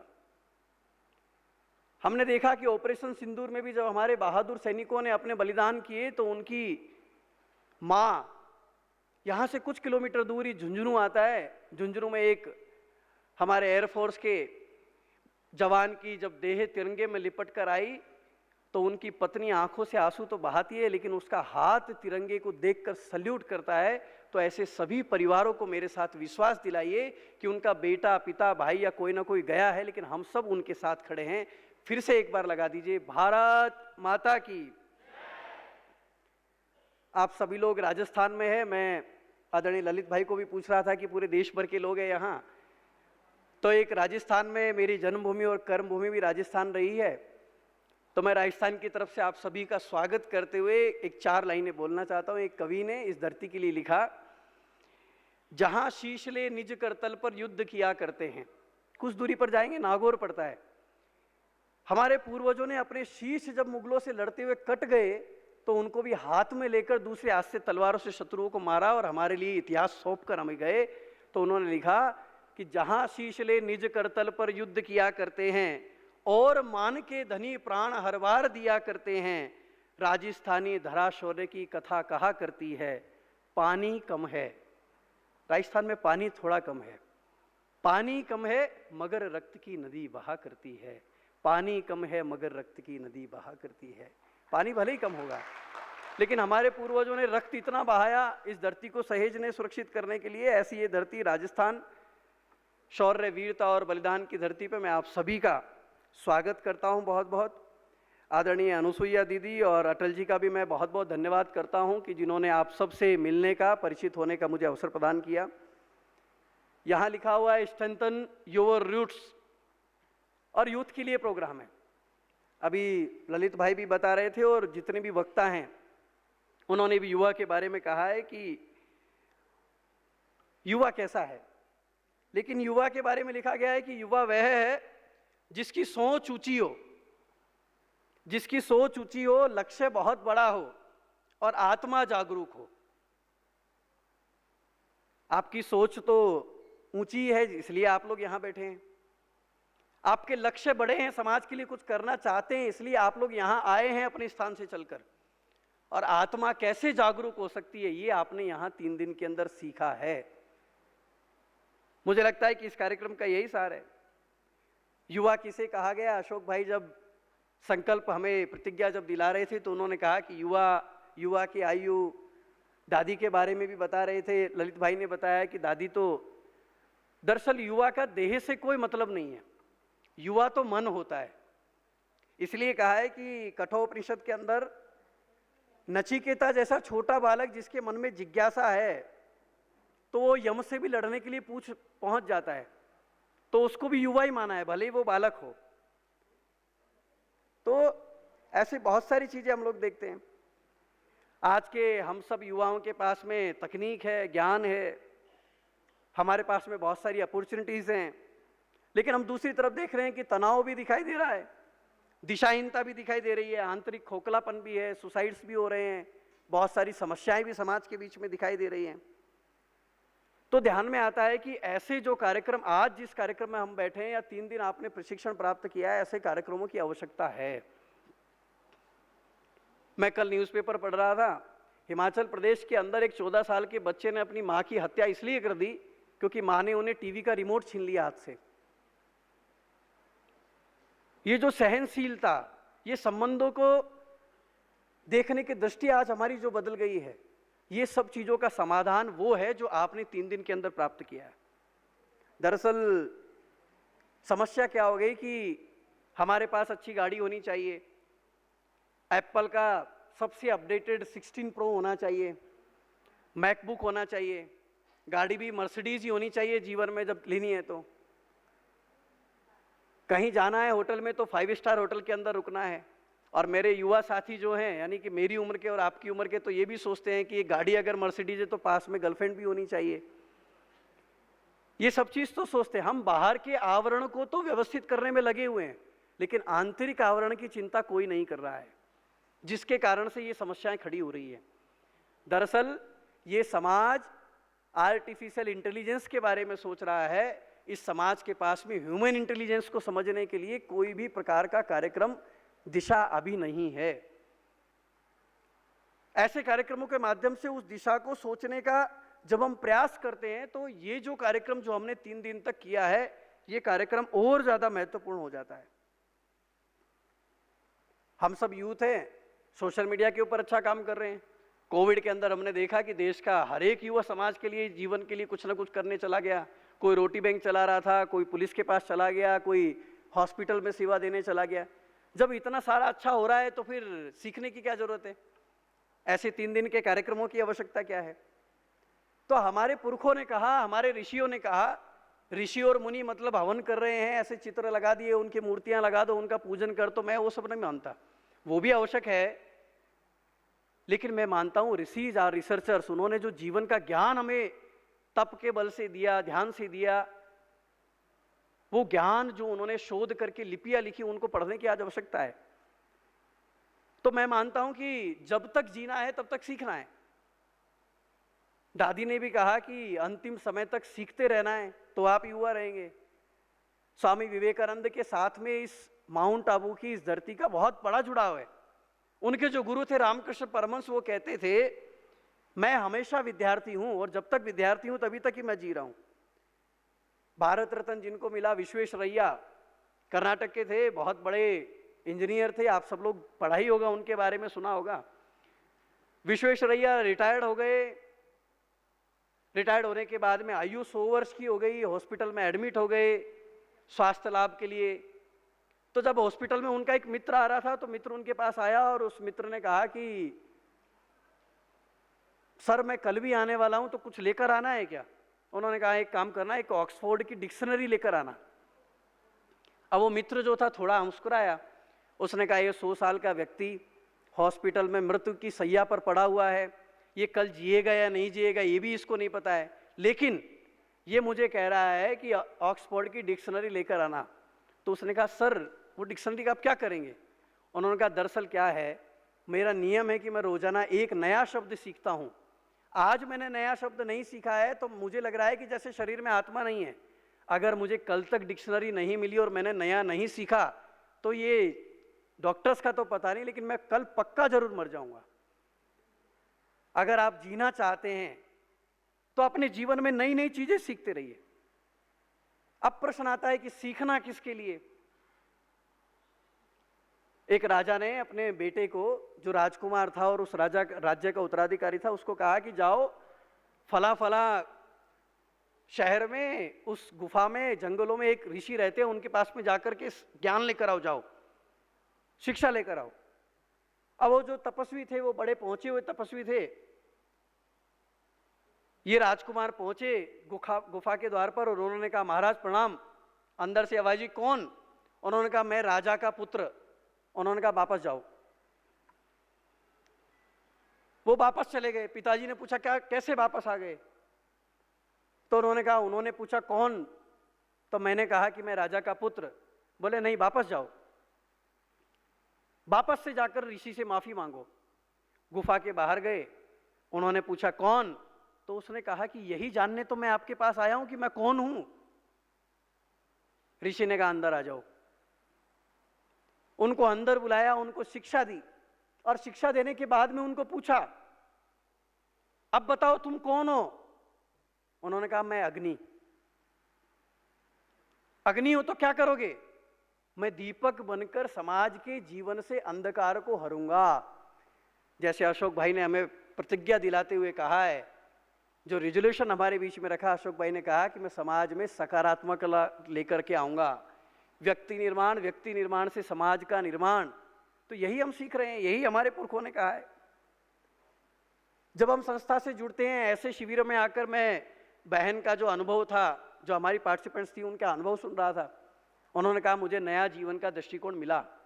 यहां आकर के मेरे जीवन में जो आदतें थी वो भी सुधर गई। जब हम ऐसे कार्यक्रमों में आते हैं, मिलते हैं, जुलते हैं, सीखते हैं, समझते हैं, तो हमारा दृष्टिकोण बदलता है और शिक्षा हम किसी से भी प्राप्त कर सकते हैं। हम विद्यार्थी परिषद की तरफ से हर वेकेशन के अंदर एक सामाजिक अनुभूति ग्राम्य जीवन दर्शन की इंटर्नशिप प्लान करते हैं।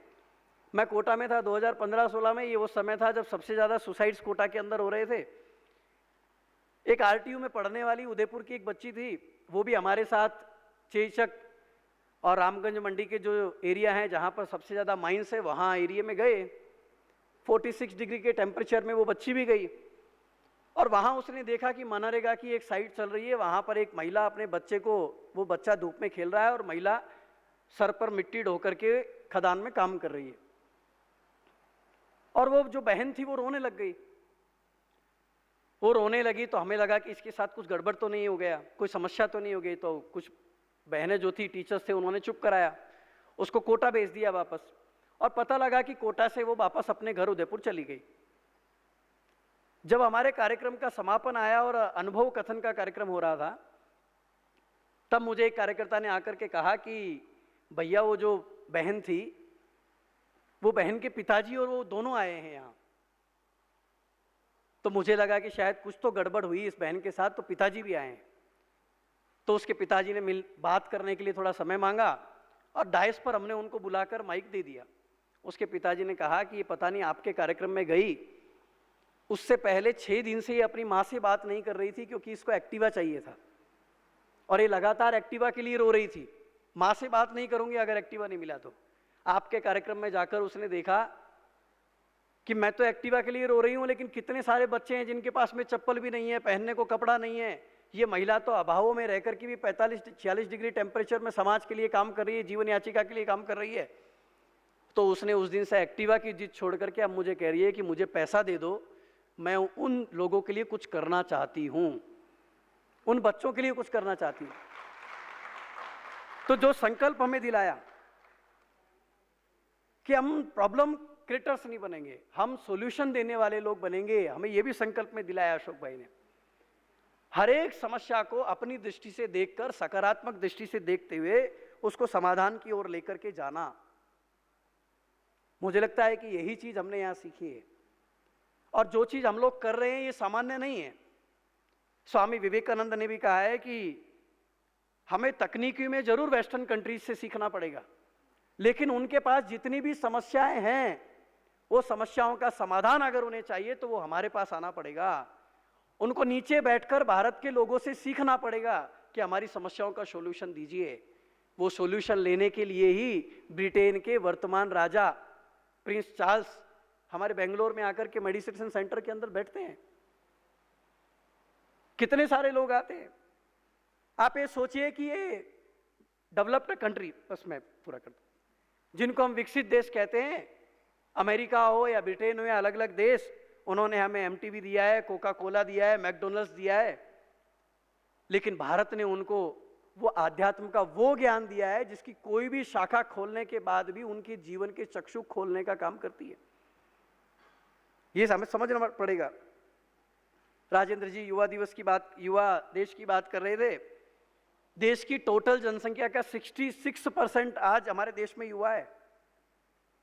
और हमारे देश का जो युवा है, अभी कुछ दिनों पहले यूट्यूब के सीईओ भारत आए थे, नील मोहन, और नील मोहन ने बताया कि पिछले 3 साल के अंदर भारत के यूट्यूब के कंटेंट क्रिएटर्स को 21,000 करोड़ का भुगतान किया है यूट्यूब ने, अकेले यूट्यूब ने।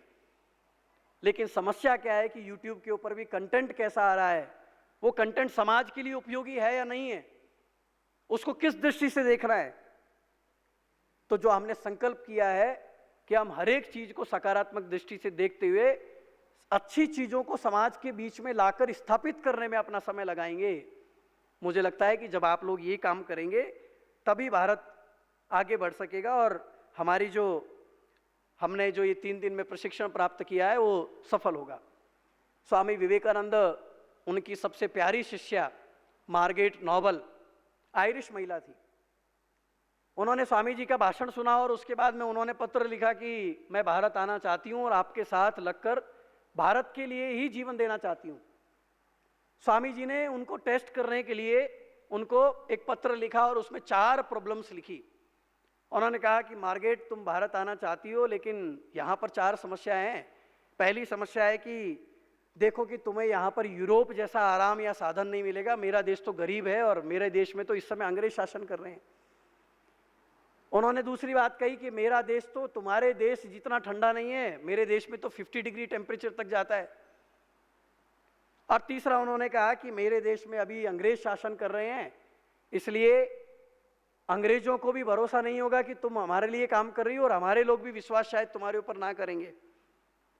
और चौथा उन्होंने लिखा कि तुम्हारे इरादों पर संदेह हो सकता है तुम्हारे जीवन का फल भी प्राप्त ना हो।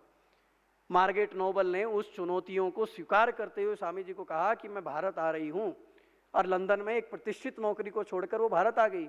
उन्होंने अपना जीवन लगा दिया और वही मार्गरेट नोबल भगिनी निवेदिता के नाम से आगे प्रसिद्ध हुई। मार्गरेट नोबल सब कुछ छोड़कर आई और उसके बाद में भारत की सबसे प्यारी बेटी भगिनी निवेदिता बनती है। आप सब भी अपने अपने स्थान से बहुत कुछ छोड़कर आए हैं। अपने घर के ऐशो आराम छोड़कर आए हैं। 3 दिन बहन ने बताया लेट उठती थी लेकिन यहाँ 4 बजे उठाया है। बहुत कुछ छोड़ा है, लेकिन बहुत कुछ छोड़ करके बहुत ज्यादा आप लोगों ने पाया है।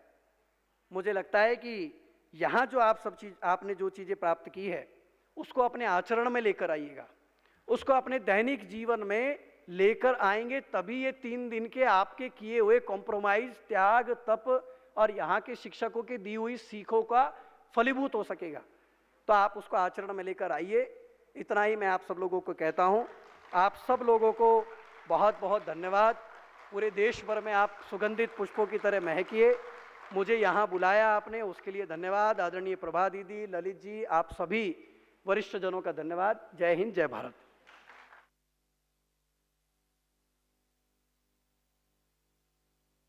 शुक्रिया हमारे आदरणीय अश्विन शर्मा भाई जी का। आपने बहुत सुंदर परिभाषा बताई। युवा शरीर के आयु का नाम नहीं है, युवा मन की स्थिति का नाम है। मन में उमंग उत्साह हो तो ज़रूर आप सदा अंत तक युवा बनकर रह सकते हैं। अभी अंतिम सेशन के अंतिम चरण में मैं हमारी आदरणीय कृति दीदी जी, जो हमारे युवा प्रभाग की नेशनल कोऑर्डिनेटर है, युवा प्रभाग के जितने भी प्रोग्राम्स या जितने भी प्रोजेक्ट्स बने हैं आप उसकी मुख्य सूत्रधार है। और ये जो रिट्रीट में आप आए हो, इसके प्लानिंग से लेकर एग्जीक्यूशन तक जिन्होंने दिन रात मेहनत की है, ऐसी हमारी आदरणीय कृति दीदी जी जो बहुत एक्टिव रीति से युवा प्रभा के सारे प्रोजेक्ट्स में इन्वॉल्व रहती है, उनके प्रति बस मैं एक लाइन कहना चाहूँगी। स्वयं भगवान ने युवा कल्याण की जिम्मेवारी दी है आपको अपने हाथों से, क्योंकि आपने तपस्या की है जगकर कई रातों से, और उसका अनुभव पा रही है हर आत्मा आपके चेहरे और बातों से। तो आप जब भी देखेंगे दीदी को, बहुत उमंग उत्साह के बोल, और अभी तक हजारों लाखों युवाओं ने आपसे प्रेरणा लेकर अपना जीवन संवारा है। तो मैं दीदी जी से निवेदन करूंगी, आप युवा प्रभा के अपकमिंग प्रोजेक्ट्स के बारे में हमें अवगत कराएं, साथ साथ आभार प्रदर्शन भी करें। आदरणीय कृति दीदी जी।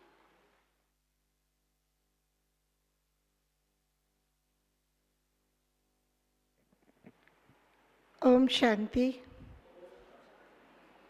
मंचासीन आज की विशेष विभूतियाँ एवं सभा में उपस्थित मेरे भाई बहनें, मुझे याद है आप सबको आज साइट सीइंग के लिए जाना है और इसीलिए बार बार घड़ी पर नज़र जा रही है, लेकिन मैं केवल कुछ चंद क्षण आपके अंत में लेना चाहूँगी, फिर आप ज़रूर से आज एंजॉय कर लीजिएगा। इस वर्ष यूथ विंग का जो प्रोजेक्ट है उसका नाम है नई उमंग नई तरंग, और 3 दिन से आप यूथ विंग की एक्टिविटीज़ को भी देख रहे हैं। कई कार्यकलापों में आपने पार्टिसिपेट भी किया है। तब मैं आप सबसे विशेष निवेदन करना चाहूँगी कि आप सभी किसी न किसी तरह से इस प्रोजेक्ट में अवश्य जुड़ें और अपना योगदान दें। अब ये प्रोजेक्ट क्या है, बहुत संक्षिप्त में आपको सुनाना चाहूँगी। ये एक ऐसा प्रोजेक्ट है जिसमें युवाओं के द्वारा देश भर के छोटे से छोटे गांव और कस्बे के युवाओं तक पहुंचकर युवाओं के जीवन में जो खूटती कड़ियाँ हैं, कमज़ोर कड़ियाँ हैं, उन कड़ियों को भर कर के उन्हें सक्षम बनाने के लिए हम सब मिलकर के प्रयास करें। ब्रह्मा कुमारी इसके पास 4000 से अधिक सेवा केंद्रों का नेटवर्क है, जो छोटे कस्बों से लेकर मेगा सिटीज़ तक हैं, और इसीलिए इस वर्ष 2025 के अंत तक ये अब के 6 मास में भारत के सभी सेवा केंद्रों पर ये एक अभियान के रूप में शुरू किया गया है। हम 22 जून को गुजरात से इसे शुरू कर रहे हैं और इसके बाद पूरे ही भारत में सभी सेवा केंद्रों पर हमारा छोटे से छोटा सेवा केंद्र भी युवाओं का संपर्क कर एक प्रोग्राम तो अवश्य ही करेगा, और ऐसे युवाओं तक पहुंचने के लिए अनेक कार्यक्रमों की एक श्रृंखला का आयोजन इस वर्ष युवा प्रभाग कर रहा है। हर स्टेट को 2 मास दिए गए हैं और उन 2 मास में उनके प्रयास रहेंगे कि वे अपने अपने क्षेत्र में छोटे से छोटे स्थान पर युवाओं को टच कर पाएँ, युवाओं तक पहुंच पाएँ। विभिन्न प्रकार के कार्यक्रम होंगे, युवा महोत्सव होगा, युवा सांसद होगी, छोटी वर्कशॉप्स होगी।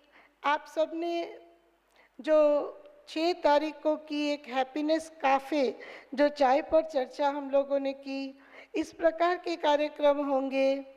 कुछ प्रशिक्षण कार्यक्रम कराए जाएंगे जिसमें खासकर सकारात्मक परिवर्तन, परीक्षा मित्र, हम सब जानते हैं परीक्षा में के समय पर बच्चों को कितना स्ट्रेस होता है, तो उस समय पर उन बच्चों से संपर्क करके विशेष उनके तनाव को कम करने के लिए, या मैं कहूँ स्ट्रेस को मैनेज करने के लिए, ये एक 10 सूत्री कार्यक्रम तैयार किया गया है।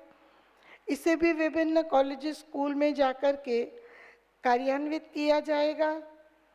तीसरा एक प्रशिक्षण का कार्यक्रम है पर्सनालिटी डेवलपमेंट। हम लोगों के पास बौद्धिक रूप से सक्षम होने के बहुत साधन हैं। अभी भाई साहब बता रहे थे एआई और क्या क्या टेक्नोलॉजीज़ है, लेकिन इन सब के बावजूद अभी माननीय भ्राता अश्विनी जी ने सुनाया कि मैं कोटा में था और 24 डेथ्स हुई। हम सबके पास सब कुछ होने के बाद भी ये परिणाम क्यों सामने आ रहे हैं? चैलेंजेस को फेस करने की जो आंतरिक क्षमताएं हमारे अंदर होनी चाहिए, या जिन्होंने देश में खून की नदियां बहाकर अपने आप को कुर्बान किया और भारत माता को दुश्मनों से बचाया, ऐसे अनेक शहीद वीरों के अंदर का जो जज्बात था, कैसी भी चुनौतियां आए उसमें पार होने की एक आंतरिक लगन थी। ऐसी कुछ चीज़ों को आज हमें युवाओं में उजागर करने की ज़रूरत है। केवल एक छोटा सा उदाहरण देना चाहूँगी मैं। रामायण में हनुमान जी के लिए एक बहुत अच्छी बात सुनाई है। पवन पुत्र था, बहुत सक्षम था, लेकिन जब उसने कुछ गड़बड़ वाला काम किया तो श्रापित हो गया कि भाई तू तेरा सब क्षमताओं को भूल जाएगा, लेकिन जब कोई याद कराएगा कि आप क्या हो, तब आप में वो शक्तियाँ फिर से उजागर होगी। हमें हमारे आसपास के उन वीर पीर पैगंबर हनुमानों को फिर से ये स्मृति दिलाकर उजागर करना है कि हे मेरे युवा भाई बहनों, आपके अंदर बहुत बहुत शक्तियाँ ईश्वर ने भरी है। उन शक्तियों को हम पहचानें, उन शक्तियों को जीवन में अनुभव करें और देश के लिए, विश्व के लिए, परिवार के लिए, समाज के लिए अब उन शक्तियों को एक स्नेह की गंगा के रूप में बहाकर फिर से हमारे देश को हरा भरा करें। और हमारे माननीय प्रधानमंत्री जी का जो स्वप्न है कि भारत फिर से विश्व गुरु बने, वही परमात्मा पिता के आशीर्वाद से हम संपन्न करने का प्रयास करें, उसमें अपना योगदान दें। तो इस प्रकार विभिन्न कार्यक्रम देश भर में इस वर्ष होने जा रहे हैं। आप जिस भी सेवा केंद्र से आए हैं, उन सेवा केंद्रों के संपर्क में रहें और वहाँ से अगर आपके पास कोई अच्छी ऑर्गेनाइजेशन है तो वहाँ की अपनी बहन या अपनी दीदी से बात करके कोई प्रोग्राम्स के आयोजन में आप सूत्रधार बन सकते हैं। अन्यथा वहाँ होने वाले कार्यक्रम में अपने युवा भाई बहनों को भी जोड़कर, स्वयं भी जुटकर इस कार्यक्रम को सफल बनाने में, प्रोजेक्ट को सफल बनाने में अपना योगदान दे पाएंगे। तो यही मेरा आप सबसे निवेदन रहेगा कि आगे भी जुड़े रहिएगा और युवाओं की एक मशाल बनकर के हमें जागृति की क्रांति ज़रूर फैलानी है।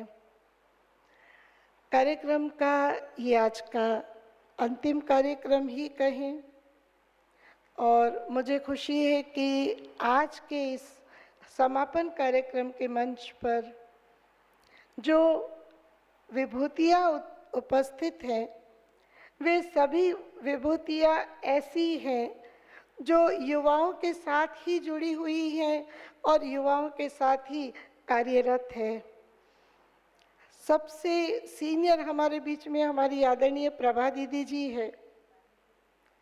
आज हम सबके बीच आप उपस्थित हैं। मैं ज़रूर इस बात को आज याद करना चाहूँगी कि 1985 में जब पहला युवा वर्ग का यूथ विंग का प्रोजेक्ट बना, भारत एकता युवा पद यात्रा, जो पूरे भारत में चली थी, अलग अलग स्थानों से चलकर दिल्ली आए थे। सबसे लंबी यात्रा 4.5 मास की थी।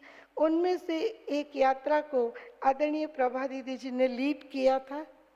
ऐसी हमारी प्रभा दीदी जी को आज मैं तहे दिल से धन्यवाद देना चाहती हूँ।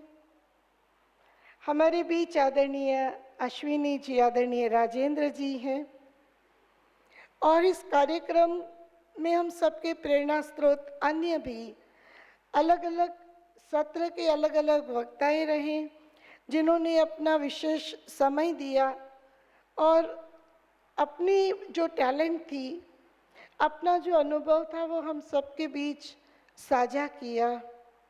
हमारे इन दोनों विशिष्ट महान आत्माओं के साथ साथ आज मैं उन सभी स्पीकर्स की भी बहुत बहुत आभारी हूँ जिन्होंने इस सारे ही कार्यक्रम को सफल बनाने में एक स्पीकर के रूप में हमें सहयोग दिया है।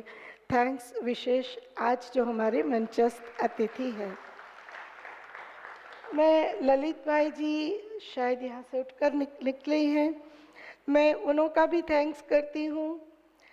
ललित भाई जी भी एक समय था जब यूथ विंग के इतने ही एक्टिव हिस्से के रूप में मेंबर थे, लेकिन उन्हों की टैलेंट, उन्हों की सिंसियरिटी, जितना डायनामिक होकर के उन्हें सौंपा गया कार्य उन्होंने संपन्न किया, उन विशेषताओं से आज वो संस्था में इतने बड़े पोस्ट पर अनेकविध कार्यों को जस्टिफाई कर रहे हैं।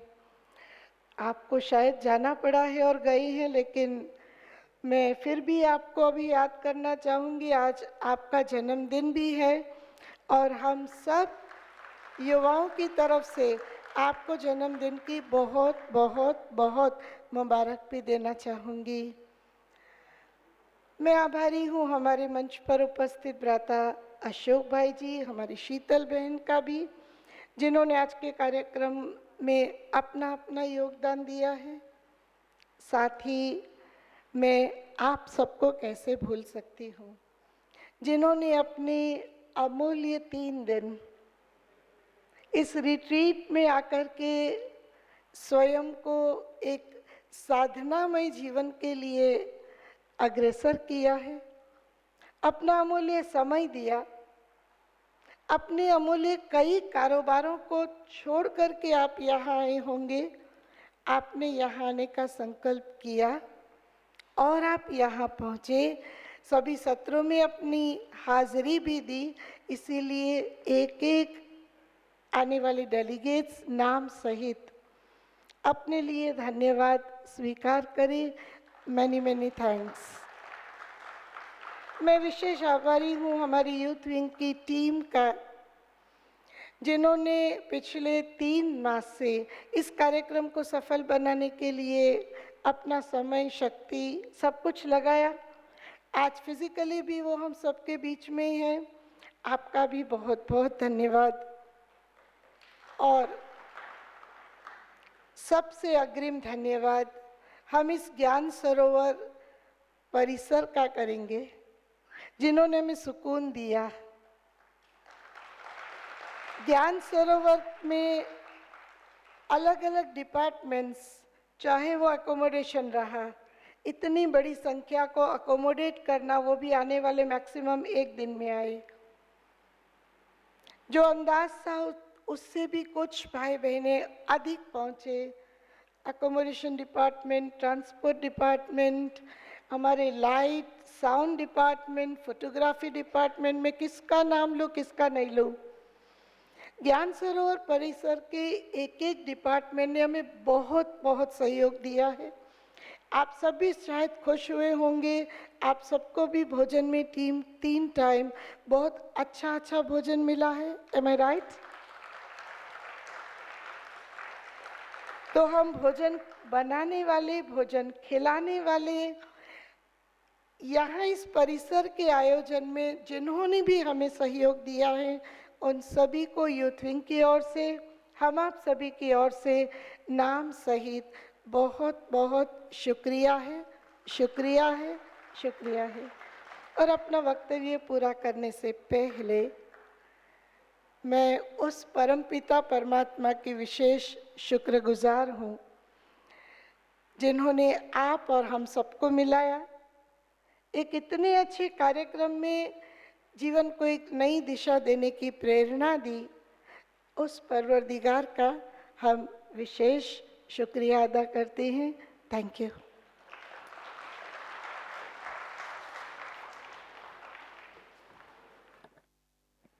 अंत में मैं आदरणीय कृति दीदी जी का, जिनकी मेहनत स्वरूप हम आज देख रहे हैं ये यूथ रिट्रीट बहुत अच्छी तरह से सफल रही, तो दीदी के लिए भी हम जोरदार तालियों से उनका आभार व्यक्त करते हैं, शुक्रिया करते हैं। अभी मैं हमारी बहनों से निवेदन करती हूँ कि हमारे मंच पर जो सम्मानीय अतिथि बैठे हैं उनका सौगात और टोली, जिसको हम प्रसाद, जिसको हम टोली कहते हैं, वो देकर उनका सम्मान करेंगे।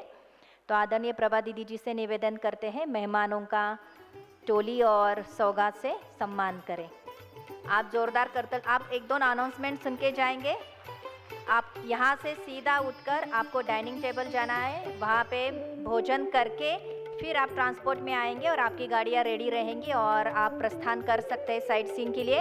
लेकिन जो आज रात रुकने वाले हैं वो याद रखें, सुबह अमृत वेला आपको मिस नहीं करना है। और लास्ट सेशन हमारे राजयोग शिविर का वो भी कल सुबह 7 बजे रहेगा, वो भी आपको मिस नहीं करना है। जाते जाते ये भी पूंजी अपने अंदर जमा करके आपको ज़रूर जाना है। तो अभी आप सीधा यहाँ, और दूसरा यहाँ पर एक QR कोड दिखाया जाएगा जिसमें आप आपका फीडबैक शेयर कर सकते हैं। और जो मिस कर रहे हैं वो हॉल के बाहर भी QR कोड रखा है, तो वो स्कैन करके आप आपका फीडबैक फॉर्म भर के अपना फीडबैक भी दे सकते हैं। तो आप सभी के लिए पुनः एक बार बहुत बहुत बहुत दिल से धन्यवाद। पूरे ब्रह्मा कुमारीज और यूथ विंग की टीम से आपके 3 दिन आपने अपना भी समय निकाला और यहाँ पर पहुँचे। ओम शांति। सभी 1 मिनट मेडिटेशन करके ही उठेंगे, 1 मिनट परमात्मा की याद में बैठेंगे।